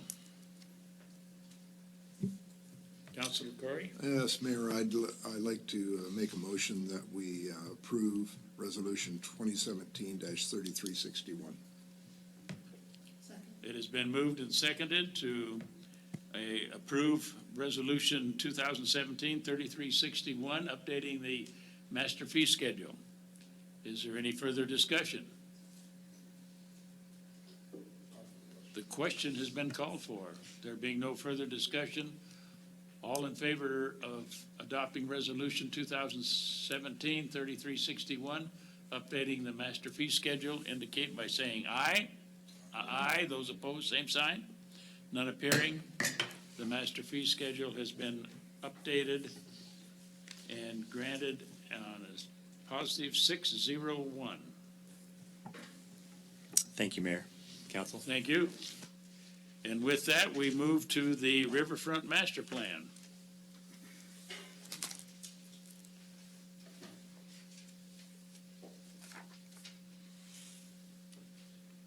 And this is an informational briefing, correct? That is correct, Mayor. Thank you. Doug Rux, Community Development Director. So we really haven't had the opportunity to kind of brief you where we're at with the riverfront work that's taking place. So we had adopted a riverfront plan back in 2002. That was pre the final determination on the bypass and its location. And the irony of it, of course, the bypass goes right through the middle of the riverfront plan. So primarily right through the middle of the residential and the commercial piece. So there really hasn't been much in the way of advancement of that plan. It's been sitting on the books. Of course, then subsequently, we're all aware of the fact that SP Fiber, the paper mill, was sold to West Rock. West Rock then closed the facility in January of 2016. So that created yet another new dynamic. But it also provided the opportunity to apply for a grant that the council supported the submission of to the Transportation Growth Management Program, where we were identified and then notified that we got about a $200,000 grant to redo our riverfront plan. But this time, we looked bigger than what was done back in 2001 and 2002. So we basically looked at 9th Street as the northern boundary, Chehalem Creek as the western boundary, Winooski Road as the eastern boundary, and the Willamette River as the southern boundary. So that was about a 450-acre study area. With the new half-mile-long bridge, there's kind of this barrier that exists between now the riverfront and what we have for the South Newberg area. So we've been diligently working forward. We've been working on a scope of work that was prepared and finalized. The TGM program went out for an RFP, a request for proposals. City staff and TGM staff will be working on that over the coming weeks. They'll finally get to a point there will be a consultant selected or identified, then there'll have to be a contract entered into with ODOT through the TGM program. But we are the recipient of the grant fund, so I have to work with finance because we actually have to book that as showing we don't touch the money, but we are the beneficiary of those funds. We have another process that we need to go through as well, though, and that is establishing a Citizens Advisory Committee. So that was in the draft scope of work that went out in the RFP process. So I've had conversations with the mayor. We're working on a list, and we anticipate bringing back to the council on either April 17th or maybe May 1st, depends on timing, to come back, and the mayor would have information about who would be sitting on that Citizens Advisory Committee. We also have to have a technical advisory committee, and we've been developing who should be on that technical committee as well. So things are moving forward. We anticipate that we'll start the planning work in June of 2017, and it'll run for what I've been generically saying, a year to a year and a half. But in parallel with all of this, we've also been working with state agencies with the closure of the West Rock Mill. So back in December of 2016, Regional Solutions Coordinator for the Mid-Willamette Valley, James LeBar, was able to pull together a variety of state agencies that are listed in your report, and to come to the table and provide input and insights about permits, issues, so forth that they have with that former mill site. So they have sent me all that information. I now have to gather it all up and put it in a nice pretty package so that whoever is the purchaser of the West Rock Mill site will be able to say, here's our part of our partnership up front. Here's all the information that we have and we know. We have shared with West Rock this TGM process that we're going to be going through in the planning process as well. And so there'll be the opportunity to have a vision about what the community wants for its riverfront area. And there's been a variety of conversations that have occurred over the course of the last 6 months, 8 months or so, from parks and trails and multimodal paths and roadways and mixed use and industrial, and how do you connect the South Newberg residential areas to potential node of commercial to help provide services, goods and services that are out there. But all of that information that we've prepared on the West Rock site will also feed into this planning process.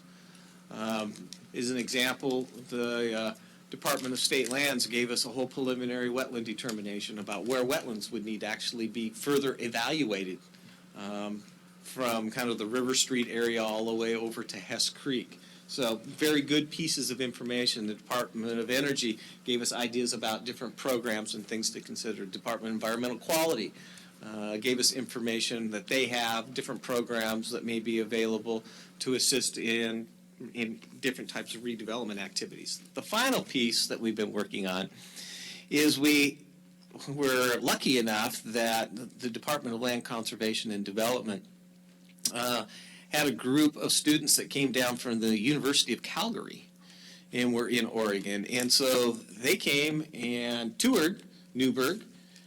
They got excited about the riverfront, and so as a design studio for their graduate students in the planning program, they went back and they put together a concept or a vision for what they thought some redevelopment opportunities may be down along the river. So we've included that in your packet of information as well, and that will feed into the planning process that we'll be working on, hopefully starting in June of this year. With that, I think I will stop, Mayor. Thank you. Questions or comments for Doug? Mike? Yeah, I just have kind of a question regarding the land itself, the whole parcel there, that I like the concept. Part of it is still county, is that correct? Are we going to bring that into the city? Has that been discussed, or how is that going to work down there? Yes, but most of the West Rock site is actually out in Yamhill County. It's within our urban growth boundary, but it has not been annexed yet. What we shared with West Rock early on, that redevelopment opportunities in order to get sewer and water service, is that property would need to annex into the city. Right now, West Rock drafts water out of the Willamette River. They have water rights. And the only potable water they have is off of our distribution line that runs from our water treatment plant up to 11th Street, and there's a tap in there that serves the office building with potable water. The rest of it does not have any sewer or water service. Councilor Essen? So my understanding, just so I get this straight, is we've gone out and we've received it already, a $200,000 grant, and we're going to be able to, through the state of Oregon, have a planner come in and plan this for us? Is that exactly how that went? Yeah, so Councilor, we've verbally received word that we've received a grant of approximately $200,000. So through the TGM program, what they do is they actually are the ones, they work with a local community to develop a statement of work. Then they go out and do a request for proposals. Then those proposals get evaluated. Then a contract is entered into between the state and the consultant on behalf of the city. And then that consultant is working on behalf of the city to put together a land use plan. I just want to say good job.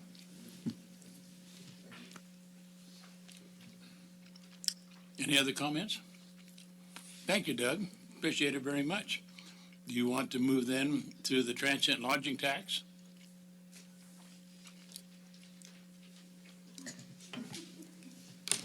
Yes, Mayor. Doug Rux again. So this informational piece in your packet is about what we've coined generically the large grant.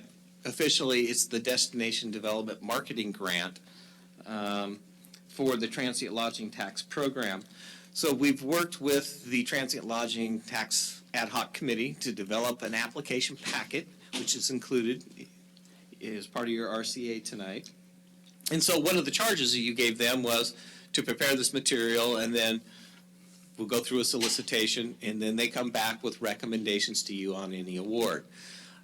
So what we have is they've identified what's budgeted, the $374,000 and change, is they've said $250,000 of that would be for this large grant program. This is really kind of focused more on the tourism-related facility component of it, but could also be marketing, a bigger, larger, more robust marketing component. In your packet, it identifies that if the council is okay with this packet of material, we would go out somewhere between tomorrow, which won't happen tomorrow, and March 31st with a solicitation. And that solicitation would be open for a period of 90 days. So that basically puts it in, it would close about the end of June of this fiscal year, June of 2017.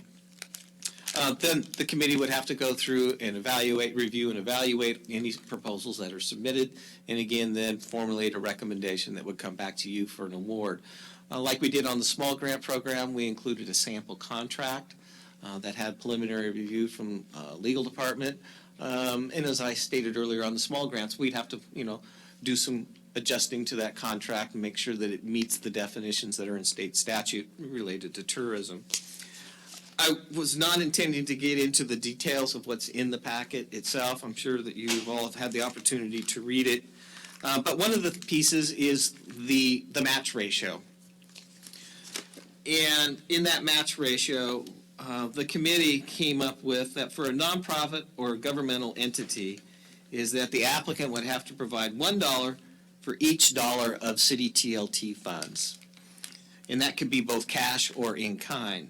For a for-profit organization, the match would be $1 for an applicant to $1 of the city, but the applicant's match has to be cash, not in kind. The evaluation framework is similar to almost exactly the same as what was used for the small grant program. And again, this all ties back to the tourism plan and the elements that were approved by the council in that. There are pieces in here that talk about promotional, any promotional material have to reference that the funds came from the City of Newberg Transient Lodging Tax Program. There are things that cannot be funded, and those are listed. There are 11 items that are not eligible for funding. Just as a couple quick tidbits is, salaries, operating costs, travel mileage, and so forth do not qualify under this program. There are reporting requirements, and so there's an application they have to fill out. There are questions that they have to respond to.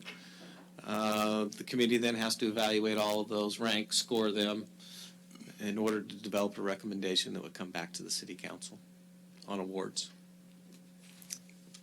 Thank you. Questions or comments for Doug? Councilor Bacon? Did you read Robert Suppy's written testimony? Yes, I did. So I think he kind of asks a good question about the target market. What if somebody came to you with a great idea that would bring people that weren't part of the target market? What would you do? Well, that's actually a recommendation of the committee. So we've identified the outdoor adventures, the luxury travelers, the George Fox Network, and the millennials, which are broad categories. So there's a pretty good-sized umbrella that you can operate under to see if you met those or not. And I will use an example under the small grant. I mean, they had to respond to which one of those four they were targeting for their event or activity, for their promotion component of. Some listed every one, others only listed a couple.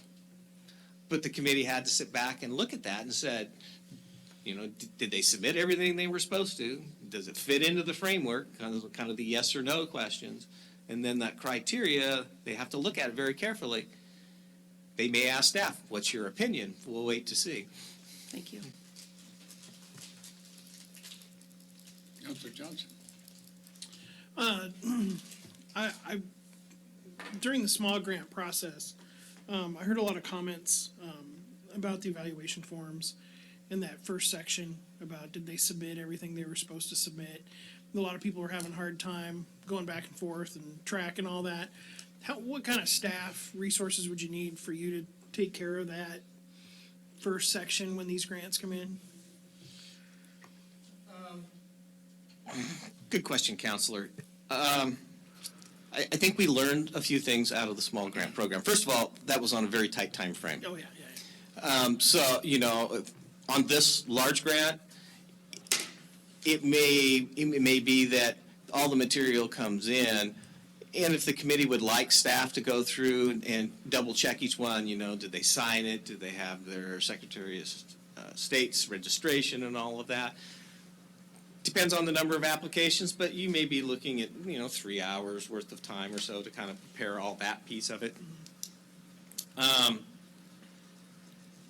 But I think the other part, I learned from the staff perspective doing this the first time out, is I would have all of the committee members give me their score sheets up front so I can actually build the master spreadsheet, so when we get into the meeting, it's easier than trying to work in the meeting and take a break and trying to do math and write things up on whiteboards and so forth, to try to pre-package that better so when a package goes out for the meeting, a lot of that work is done up front. I think that would make it a lot clearer for the committee members. Okay, follow on. Tonight, we received from Rob Felton an email, the ones of us on the committee, with some suggested changes to the small grant program and the criteria and the way we were scoring things. I was curious, if we pass this tonight, are some of those suggestions transferable to this? And how would you handle that mechanism? Would you come back to the council to modify it, or? Well, tonight would be, if you don't have any suggested changes, it would be putting this into a fillable PDF format and getting solicitation started by the end of the month. The committee has not met, and they don't meet again until April 5th. If I got, a series of emails from committee members say, well, wait a second, we want to kind of rethink some of this criteria, then talk with the city manager. We might put a stop and hold and say, okay, do we need to go back and meet with the committee one more time and then run this back through council again? That may delay things by, 30 to 60 days. But right now, Mr. Felton's ideas are good.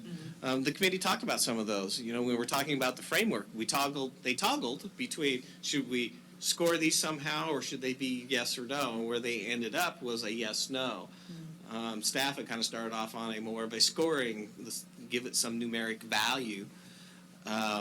So that's just kind of where it's a bit fluid. I mean, the big heavy lifting for all of this has occurred in the last 90 days to get to where we're at today. Now we have the framework in place, and so I kind of look at it as turning the dial a little bit and tweaking it and refining it to make it better as we move forward. One last one, if that's all right. So there's nothing saying we get through this first year, we see how this process works, and then maybe down the road we tweak it a little when Opportunities there to tweak it. And as was brought up even in the committee meetings, is just because there's $250,000 there doesn't mean the need to award $250,000 to projects. And we don't know at this point in time who might submit and what the value of that project is. They could hold some money to say, we're going to hold it so we have a bigger pot so we can leverage a bigger project down the road that meets the intent of attracting more tourists that come into the community who are staying, putting the heads in bed, so to speak.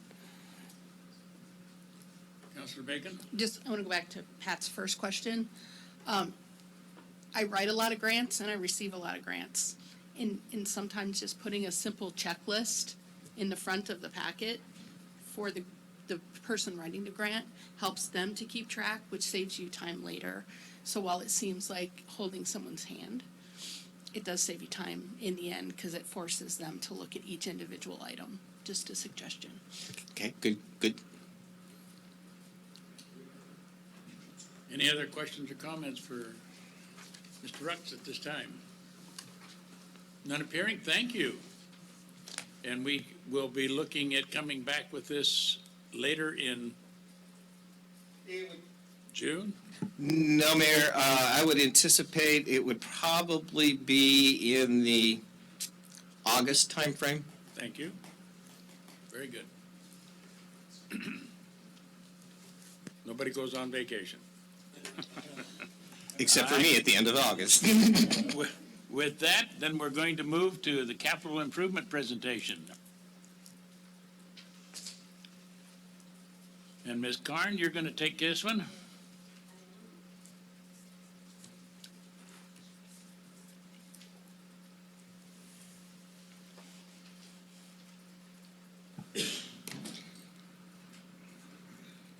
Good evening. It vibrated at me. Sorry, I wasn't expecting that. Good evening, Mayor, members of the council. I'm here tonight, Karn Hoffman, city engineer, here tonight to talk about the capital improvement program. So the capital improvement program is really a 5-year plan for the capital projects, generally anything over $25,000 or so that we will be spending The utility amount again? fund. Pardon? The amount? About 25. That's not a hard and fast rule, but it's about $25,000.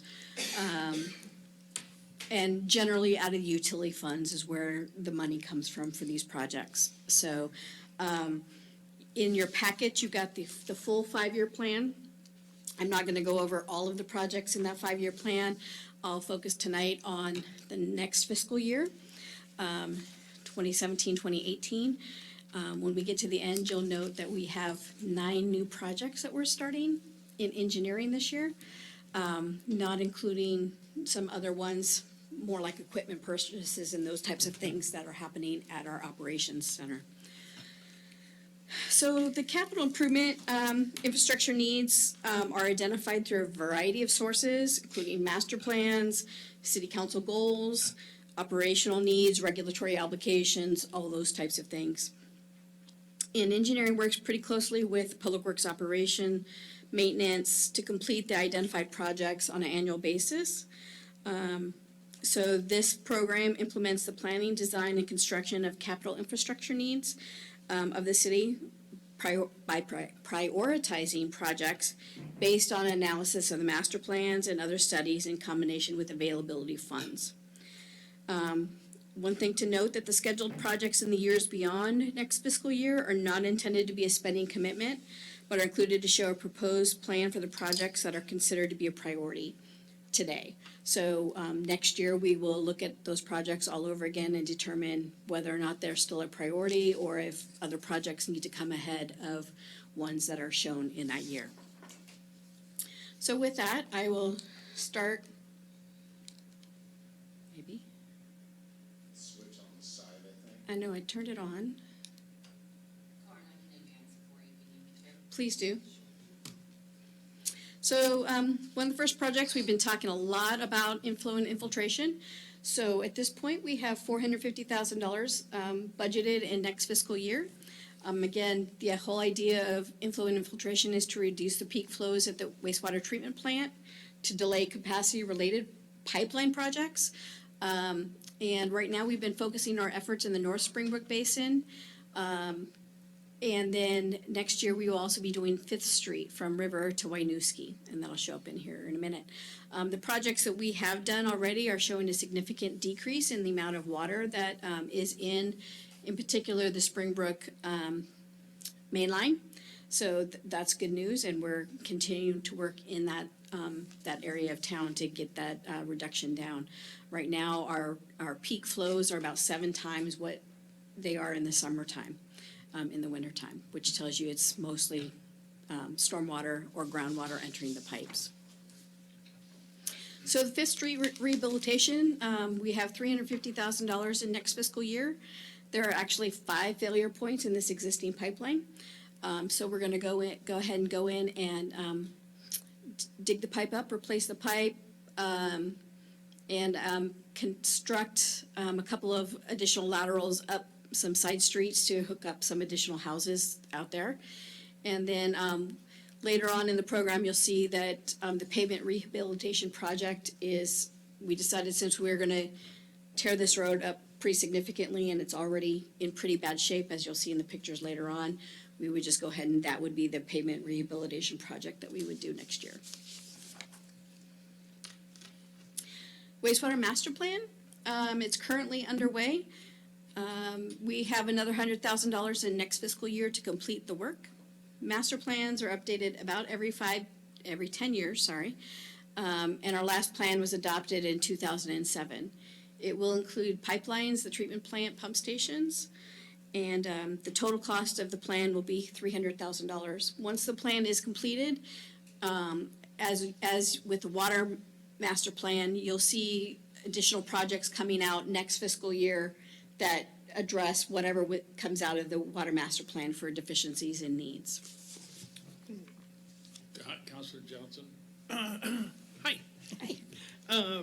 With the wastewater master plan, I know that when you complete a master plan, you take a look at the costs associated with that plan, and then you come back and you ask us for SDCs and fees and whatnot. Do you anticipate costs for this plan to continue to increase the SDCs, or are we pretty much staying even with the demand? This one I'm not sure yet. We're too early in the modeling. What I can tell you is that with the water master plan that we completed and that you'll be seeing in May, the water SDCs are proposed to go down. Okay. So if we base it on that, my assumption it would go down, but we're a little too early in the modeling process to give you a definitive on that. Thank you so much. Councilor Heston? As you know, I am very familiar with this plan, more familiar than I want to be. And I just want to thank you guys. This has been coming, and I suspect that you're right, that this is going to be, that you've saved a lot of money by not putting in that big line without knowing whether you need it or not.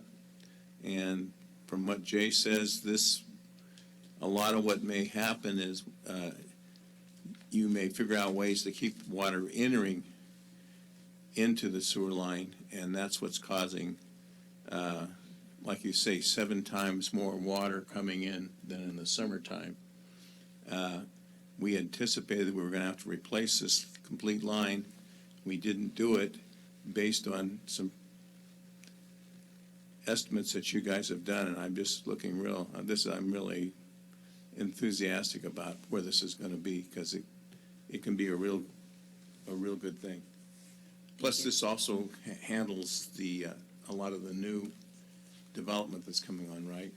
And Yeah. that may be a good reason you needed a new plan.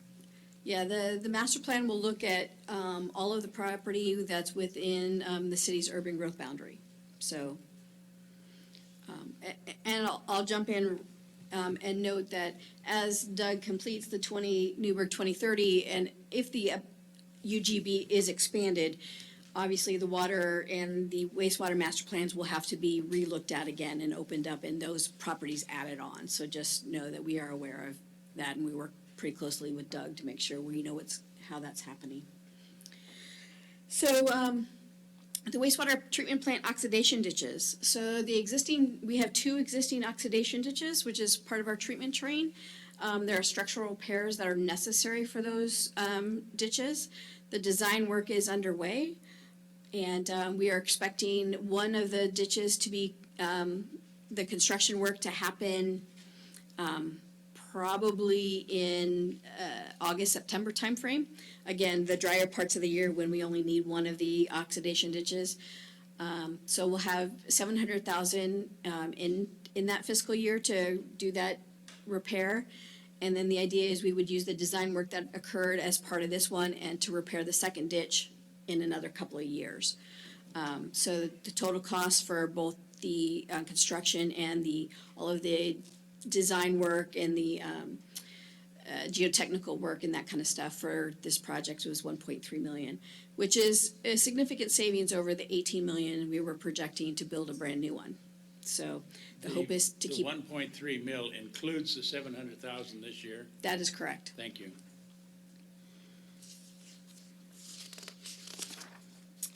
So the Dayton Avenue Pump Station, I know this has been on the list for a long time. It has regularly overflowed into Chehalem Creek. We're working on final design right now. Construction is going to occur in next fiscal year to the tune of $2 million for a total cost of the project of about $2.5 million.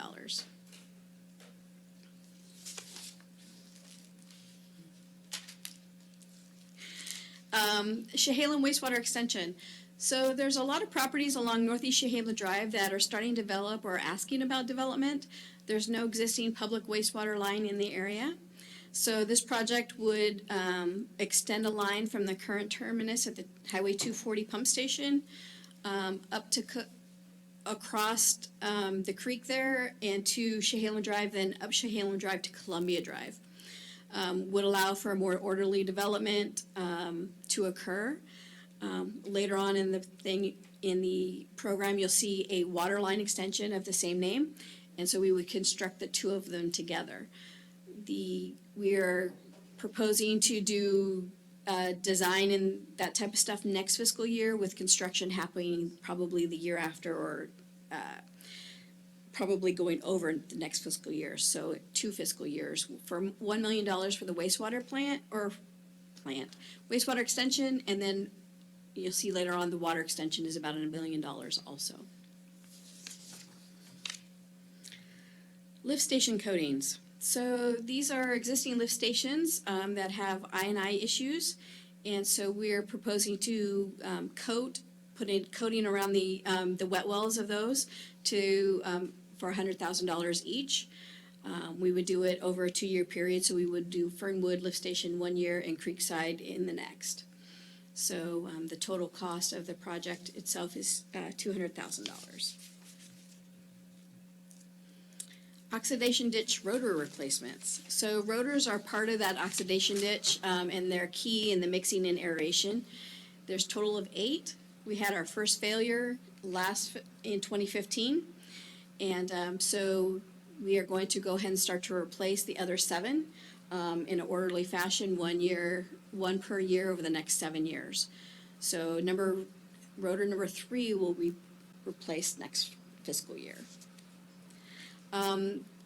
Each replacement is, I apologize,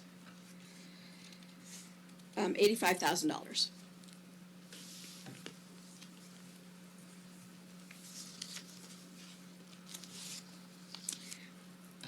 Another project at the treatment plant, this is our dehydration unit, which dries our sawdust that we use in the composting process.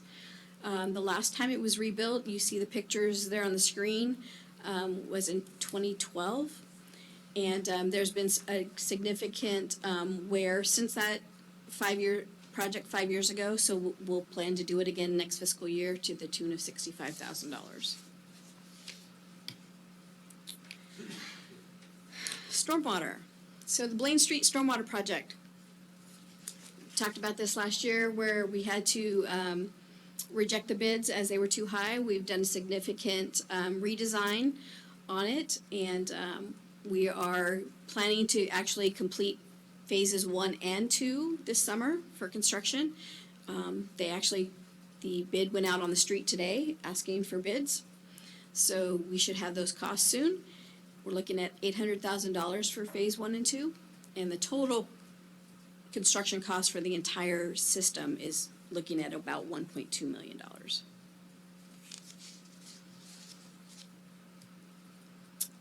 Villa Road improvements. As the city manager noted earlier, phase 1 is complete. That was the culvert at Hess Creek. Phase 2 is scheduled to start hopefully this summer, 2017. Right now, critical path is right-of-way acquisition, and the estimated construction cost in fiscal year 17-18 is $2.5 million. We actually have preliminary approval from the railroad, and we're working on getting that final permit from them to build what the picture shows there. So again, the last big piece is the right-of-way acquisition, and we're working through that. Jason, who was on the project, is no longer with us, so I've kind of taken it on until such time as we get another senior engineer in. Colin, I Yes, have a Counselor. question about that one. Will that number there include bike lanes and sidewalks? Yes, it does. Thank you.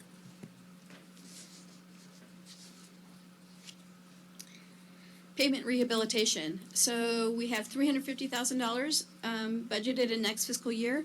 And again, as we noted earlier, we're doing the 5th Street Sewer Project and looking at the 5th Street street. It obviously needs a lot of work there. So the intention is to go ahead and, since we're digging up the sewer pipe, we would go ahead and fix the street while we're there. And the $350,000, we are hoping to include sidewalks and curb ramps also as part of that project. The idea being we would get in, do it, and be out of that section of roadway. Crestview Drive, 99W to Springbrook. So this is an important transportation link to the north portion of the city. It would include curbs, gutters, bike lanes, sidewalks, full street improvement. The total estimated cost of the roadway itself is about $5 million. There are technically four partners. Thank you, Doug. It would be the city. We did receive a $740,000 grant from the state. And the estimate is that a little over $3 million would be paid for by the developers, being Graymore and Springbrook Properties. Obviously, all four of us have to come together at one time to make this project move forward. So I think Doug is still expecting to see the IGA with the state soon. As far as I know, we have not yet seen it, so we'll move forward on that. Mr. Mayor, Question, Patrick? this doesn't have a timeline on it. No, it I'm just doesn't. curious, looking at your crystal ball. The only reason I ask is every time I go to Safeway, every single time, I get asked about this. Counselor, maybe I'll step in on this one. Doug Rux again. So we're actively working with Graymore, and they're getting their regulatory approvals on their wetlands from the U.S. Army Corps of Engineers and the Department of State Lands. So there was good progress made in the last couple of weeks in the meeting with the Corps, part of their mitigation, which would occur down in actually Hess Creek on GFU campus. So they're putting together the material they need to get back to the Corps so they can get a complete application, and then they were making adjustments to their DSL application so that they can get that resubmitted. Conversations we've had with Graymore is that they have the desire to start construction this summer, fall kind of time frame on that project. Of course, it's contingent, but they need to find the anchor tenant and those pieces. But on the grant side of it, so the $740,000 came from Regional Solutions. And they were intending to sell lottery bonds that's where the funds come from, in April of 2017. And so I've talked with our Regional Solutions Coordinator, which is driving that we need a contract, an intergovernmental agreement between Oregon, Business Oregon through the Infrastructure Finance Authority in order to be able to do that. So we're looking at, timing as well, is when do we start? Karen and I have looked at it. Would be the first year would be design of roadway. And so think of it as Graymore is working and doing their piece across their property from 99 up to the current improved portion of Crestview. Then it's designing from the county line to the west to the roundabout. And then it's us building our portion of the project, and then the other parties building their portion of the project, and coordinating all of those pieces together. So, you don't know. I still can't give you a specific date. Okay. I can say in 17, 18, we're looking to start design. Okay, great. 2 years anyway. Continue. Thank you. So the next street or project is College Street. This is bike lanes and sidewalks.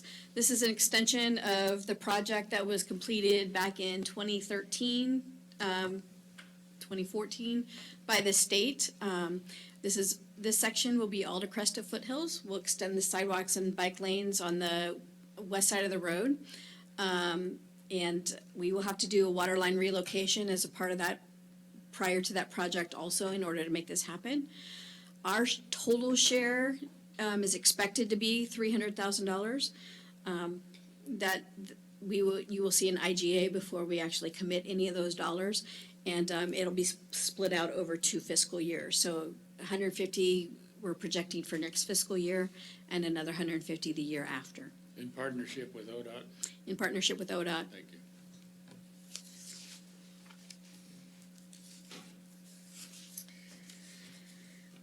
So LED streetlight conversion. So we were projecting to start this project this year. It has not happened yet. This was a project that was on Jason's plate, and so we are looking at $100,000 in next fiscal year, which would help to start to fund the conversion. So we know how many streetlights we have. We know that it total to cost to convert all of them over to LED would be about $1 million. And so the idea is to find funding to actually make those conversions happen. So this $100,000 would potentially start to fund it. But then there are other options available. There could be trust or grant funds or those types of things. And an ESCO consultant would help us look for those funds and ideas to make that happen. So we're working through that. I have a question. Question, Councilor Essen? Yeah, Councilor will, Corey? will it be, the street light right outside my house goes on and off like every 5 minutes? Will that stop happening when we get the new lights? It shouldn't be happening now. But the idea would be, yes, it would stop happening. Councilor Corey? The $100,000, once that is established in the budget, are the LED lights going to be gradually replaced from that point forward? In other words, spending the $100,000 and then the next year spend $100,000 to, or are we just going to put it into a fund and wait for 10 years? No, the idea would be we would spend that $100,000 as much as possible, possibly leveraging, additional funding through grants and those types of things also. Continue. Right, so on to water. So, water rights review and reconfiguration. We have water rights on the south side of the Willamette River for our wells. And so this project would review all of our existing water rights, reconfigure them if necessary. There's some wells that we aren't using as we used to, so moving all of those rights into the proper location. And then this is kind of precursor work to the water conservation plan update that'll happen in 2018. So this needs to happen, and then that will feed directly into the plan that will come in 2018, which is required by the state. I have a question on this. Are we getting any pushes regulatorily or legislatively or judicially that is challenging our water rights? Not at this point. Thank you.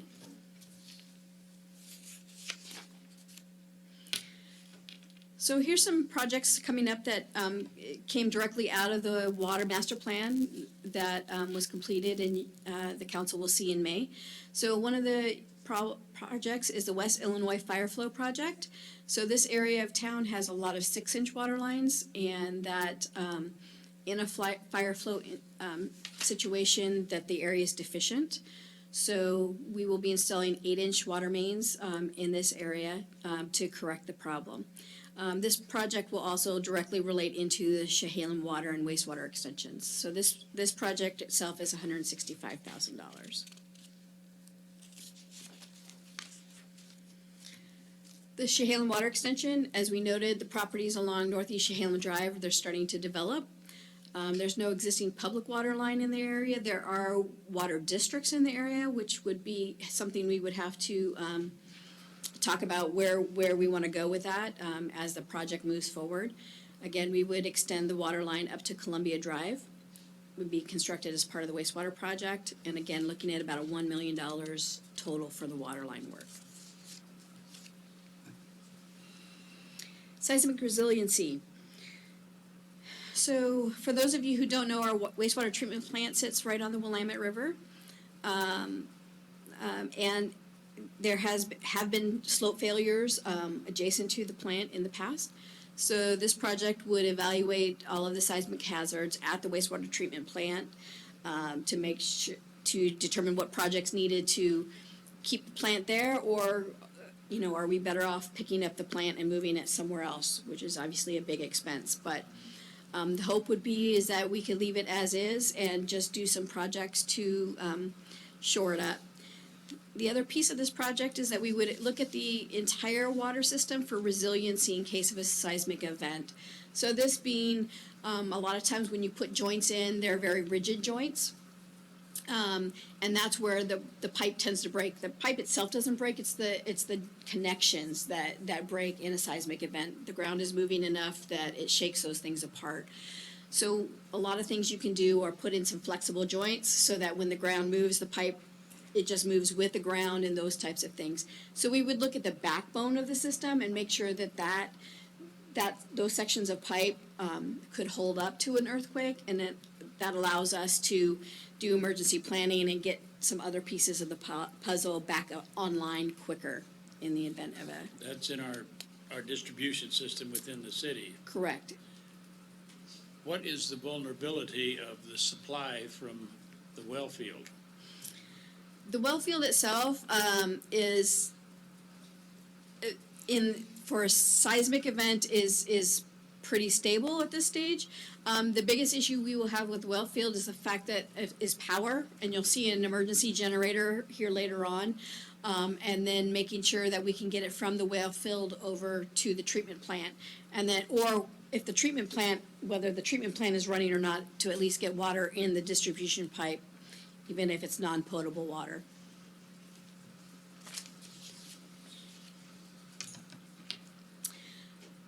The College Street waterline relocation, again, as I noted earlier, ODOT's going to be installing sidewalks and bike lanes from Aldercrest to Foothills. Our existing water line needs to be lowered. It's too close to the surface in order to construct that project. So the cost of that is going to be $470,000.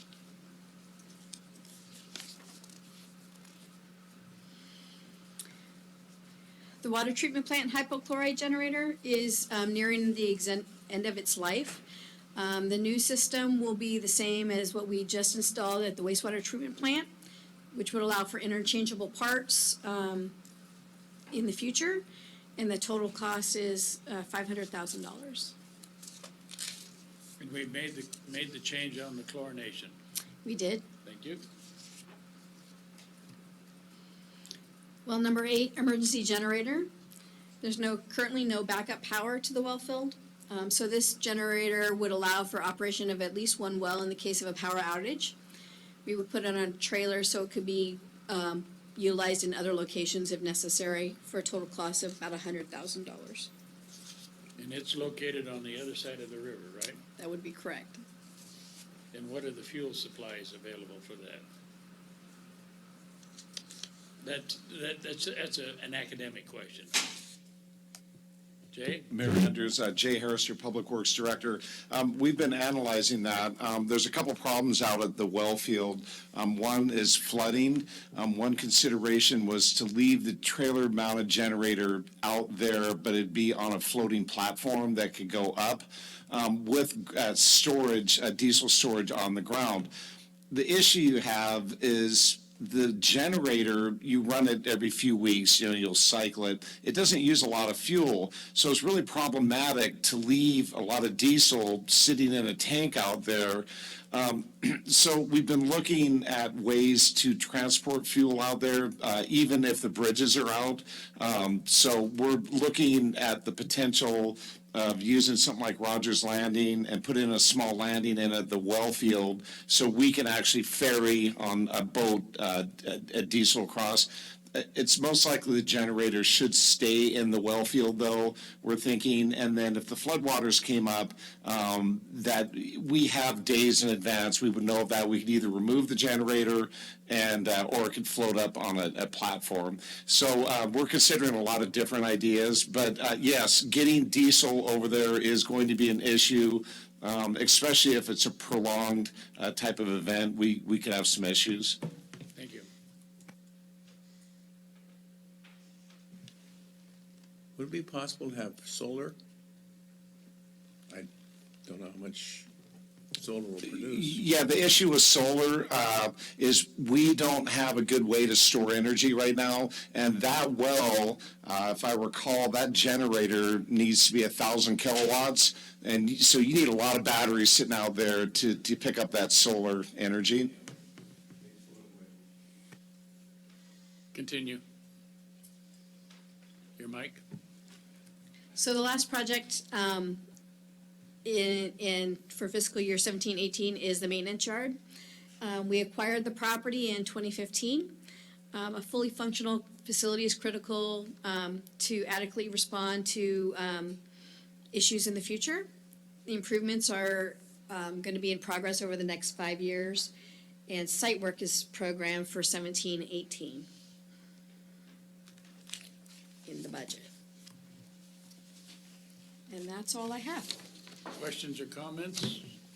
I have a couple more. Yes, Mayor. City Manager. Mayor, can I ask Karen to just quickly, one of your council priorities and goals was to set about sidewalks being installed. And we went through fairly quickly, but she can point out or remind you, looking at the list, of how significant that list is towards meeting one of your priorities of getting new sidewalks in. Dorn? So, yeah, if we flip back to the transportation improvements portion of the project, and so Villa Road in particular, when this project is completed, there will be sidewalks all the way up to Park Street, and sidewalks and bike lanes actually on both sides of the street. We're working on other pieces of Villa Road also. The pavement rehabilitation project on Fifth Street does include sidewalks. There are sidewalks there, but they do not currently meet ADA standards, so we would bring those up to standards. Crestview Drive, that would include bike lanes and sidewalks through that north portion of the city. College Street, again, that would be the next phase of the College Street project, and bring bike lanes basically all the way up to, bike lanes and sidewalks all the way up to Foothills. On one side of the street only, but at least there would be a continuous section there. So, almost all of the transportation projects have a pretty significant sidewalk component to them. Councilor Corey, Councilor Johnson. I just have a quick question. The I&I funds that we approved to be on the utility bill, or utility billing, whenever it was, is that where do those funds show up? Are they in improvements, or are they in a fund by themselves? And second question, are we using those I&I funds that are coming in on these projects that we're talking about? Yeah, so the I&I that we included in the last rate review cycle, that's the $450,000 that we have had last fiscal year, next fiscal year. The year after, I believe we have $600,000 factored in. So you're seeing those projects in here. They're not specifically listed out as separate projects at this point. I can bring you back an update about which projects we've actually done with the money. Last fiscal year, we did 29 private laterals or public laterals in the public right-of-way to fix all of the joints through there, and plus did quite a bit of lining work. This year, it's shaping up that we're going to be lining several hundred feet of pipe. So that's the mainline pipe where we go in and pull in what's called a cure-in-place plastic lining that seals up that pipe, that's that older pipe, and then also grouts on the joints there at the laterals. So again, solving those issues. Councilor Johnson? Hi. Hi. Transportation utility fee. I Yes. am assuming that on April 3rd, if this council passes the fee, that this list is going to grow, hopefully, cross my fingers. Is that a correct assumption? Right. This CIP at this point does not include any projects that would come out of the transportation utility fee. Again, assuming it on April 3rd, it passes, implementation would happen starting July 1 unless there's some other thing going on. So it would be a year before that $1.2 million that we're expecting to get out of that we would see that. So you would start to see those projects in the following fiscal year. And then because of that delay, the staffing issues you're having now with these projects probably most likely would be taken care of by the time that came online. That would be the plan. See, that was me answering my own question, so thanks. Any further questions? Thank you. Now, May- wait a minute. I was going to say, Mayor, didn't you have a couple? I have a couple here. One, Jay and I were just talking, and you mentioned it in here. How are we coming on the renovation of the building in the new maintenance yard? The renovation is basically complete. I think they have all their finals. They got their final inspections today. So they're waiting for the furnishings at this point. So it should be operational. Is there going to be an open house for the council? Is there going to be an open house for the council? Yes. Yes. Note to self. Very, very good. kind of rhetorical question. And the last one, and you didn't touch on it here, other than just in the dryer. How are the new grow sales going? Mr. J? Sales are slow this time of year. Gardening started picking up on Sunday when the sun came out, and we're closed Sundays. So with rain, sales aren't too good, but they really start picking up in the next month. And so we're looking forward to having a good season. On your master fee schedule that you adopted tonight, we took the fee and allowed the city manager to work on setting that fee. Our finance director had mentioned that. And the reason is for Saturday sales and some other things. You talk to the city manager a little bit more about the fee, but we might reduce it or give a coupon and do some things, maybe some bulk sales, from other users and that sort of thing. We do have a large quantity of compost. We're not going to run out anytime soon. My understanding is, I've been here 5 years and we haven't ran out, but my understanding was we did run out the first few years that was going. So the goal is to get the size of the piles down. We have a lot of material right now. One other thing we're working on is the quality of our product, that we have it in bags now for sale. And we're also looking at a way to keep it more consistent year-round by getting a shelter in and keeping the sales pile covered to keep the water out off of it. I don't know if you drive by there, but the pile's out in the rain all winter long, and it's a little wet right now. It's fine for the back of your pickup and stuff, but it's really heavy too, to wheelbarrow it around. So we're looking at ways to improve the quality of the product also. Thank you. Yep. Appreciate it. Any further questions or comments? Yes, Councilor Edison. Just a question. Is when you get the compost, is it seed-free pretty much? It is. It's pathogen, it's seed-free. It's gone through a tunnel, and the compost gets up to approximately 170 degrees for at least 10 to 15 days. So it cooks, and there is nothing alive in it, seeds or anything, when it is completed. And we do daily testing on it to make sure it is pathogen-free. Very good. Thank you. Appreciate it. Anything further? We will now move into council business. I noted a couple of three things here.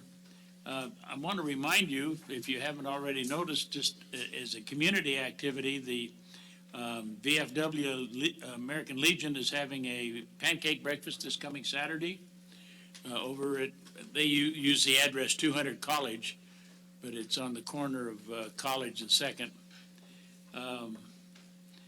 Tonight, we had the earlier meeting this afternoon for the adoption of the Senate Concurrent Resolution 26 for naming Newberg the Camellia City. Tonight, the full committee for transportation is meeting. The study groups met last week, and then they're coming together, and they're meeting tonight. So we may begin to see some things coming out of that in the near future on that. The city manager asked if I was going to report on the Parkway Committee, so I'm going to pass the buck and ask if Councilor Essen wants to report on the Parkway Committee. Well, it's pretty late, and I'm not sure my mind's working properly. You may say defer it to the next time. Well, let's see. As I recall, at the last meeting, was a rather small meeting early in the morning. No, you're just going to have to remind me. All right, I'll help you out. Yeah. The possibility of a grand opening. That was it, yeah. Yes, we are going to have a grand opening, aren't we? As I recall, it is a, from what was described it's going to be it could be really big, and I guess that was one of the mayor's concern, is how big do we want this thing to get. But they are having, they're thinking like motorcycle clubs coming throughout the state, local car. Now, as I understood it, they may have a little bit of trouble driving it on the new highway, but they will all be coming, and it's going to be a big event. And so a lot of what was being talked about was making sure that we were ready for it. And I don't recall exactly who we assigned that, but there's quite a group working to put this thing together. So you're going to have to fill it in there, fill in the blanks as I ODOT and our Chambers of Commerce will be working on that. That's it. Together with members on the committee. There was also some information came down on the federal level that some of the grant programs, commonly called the Tiger Grants, are just going to go nowhere this year so far. And some of the monies from the Fast Lane or the Fast Act, the Fast Lane monies in the Fast Act are really kind of in a nebulous state right now. So it's like a lot of other things at the federal level. Thank you, appreciate it. You can point to me and I can point to the city manager. We have some fun with that. Anything else to come before us at this point?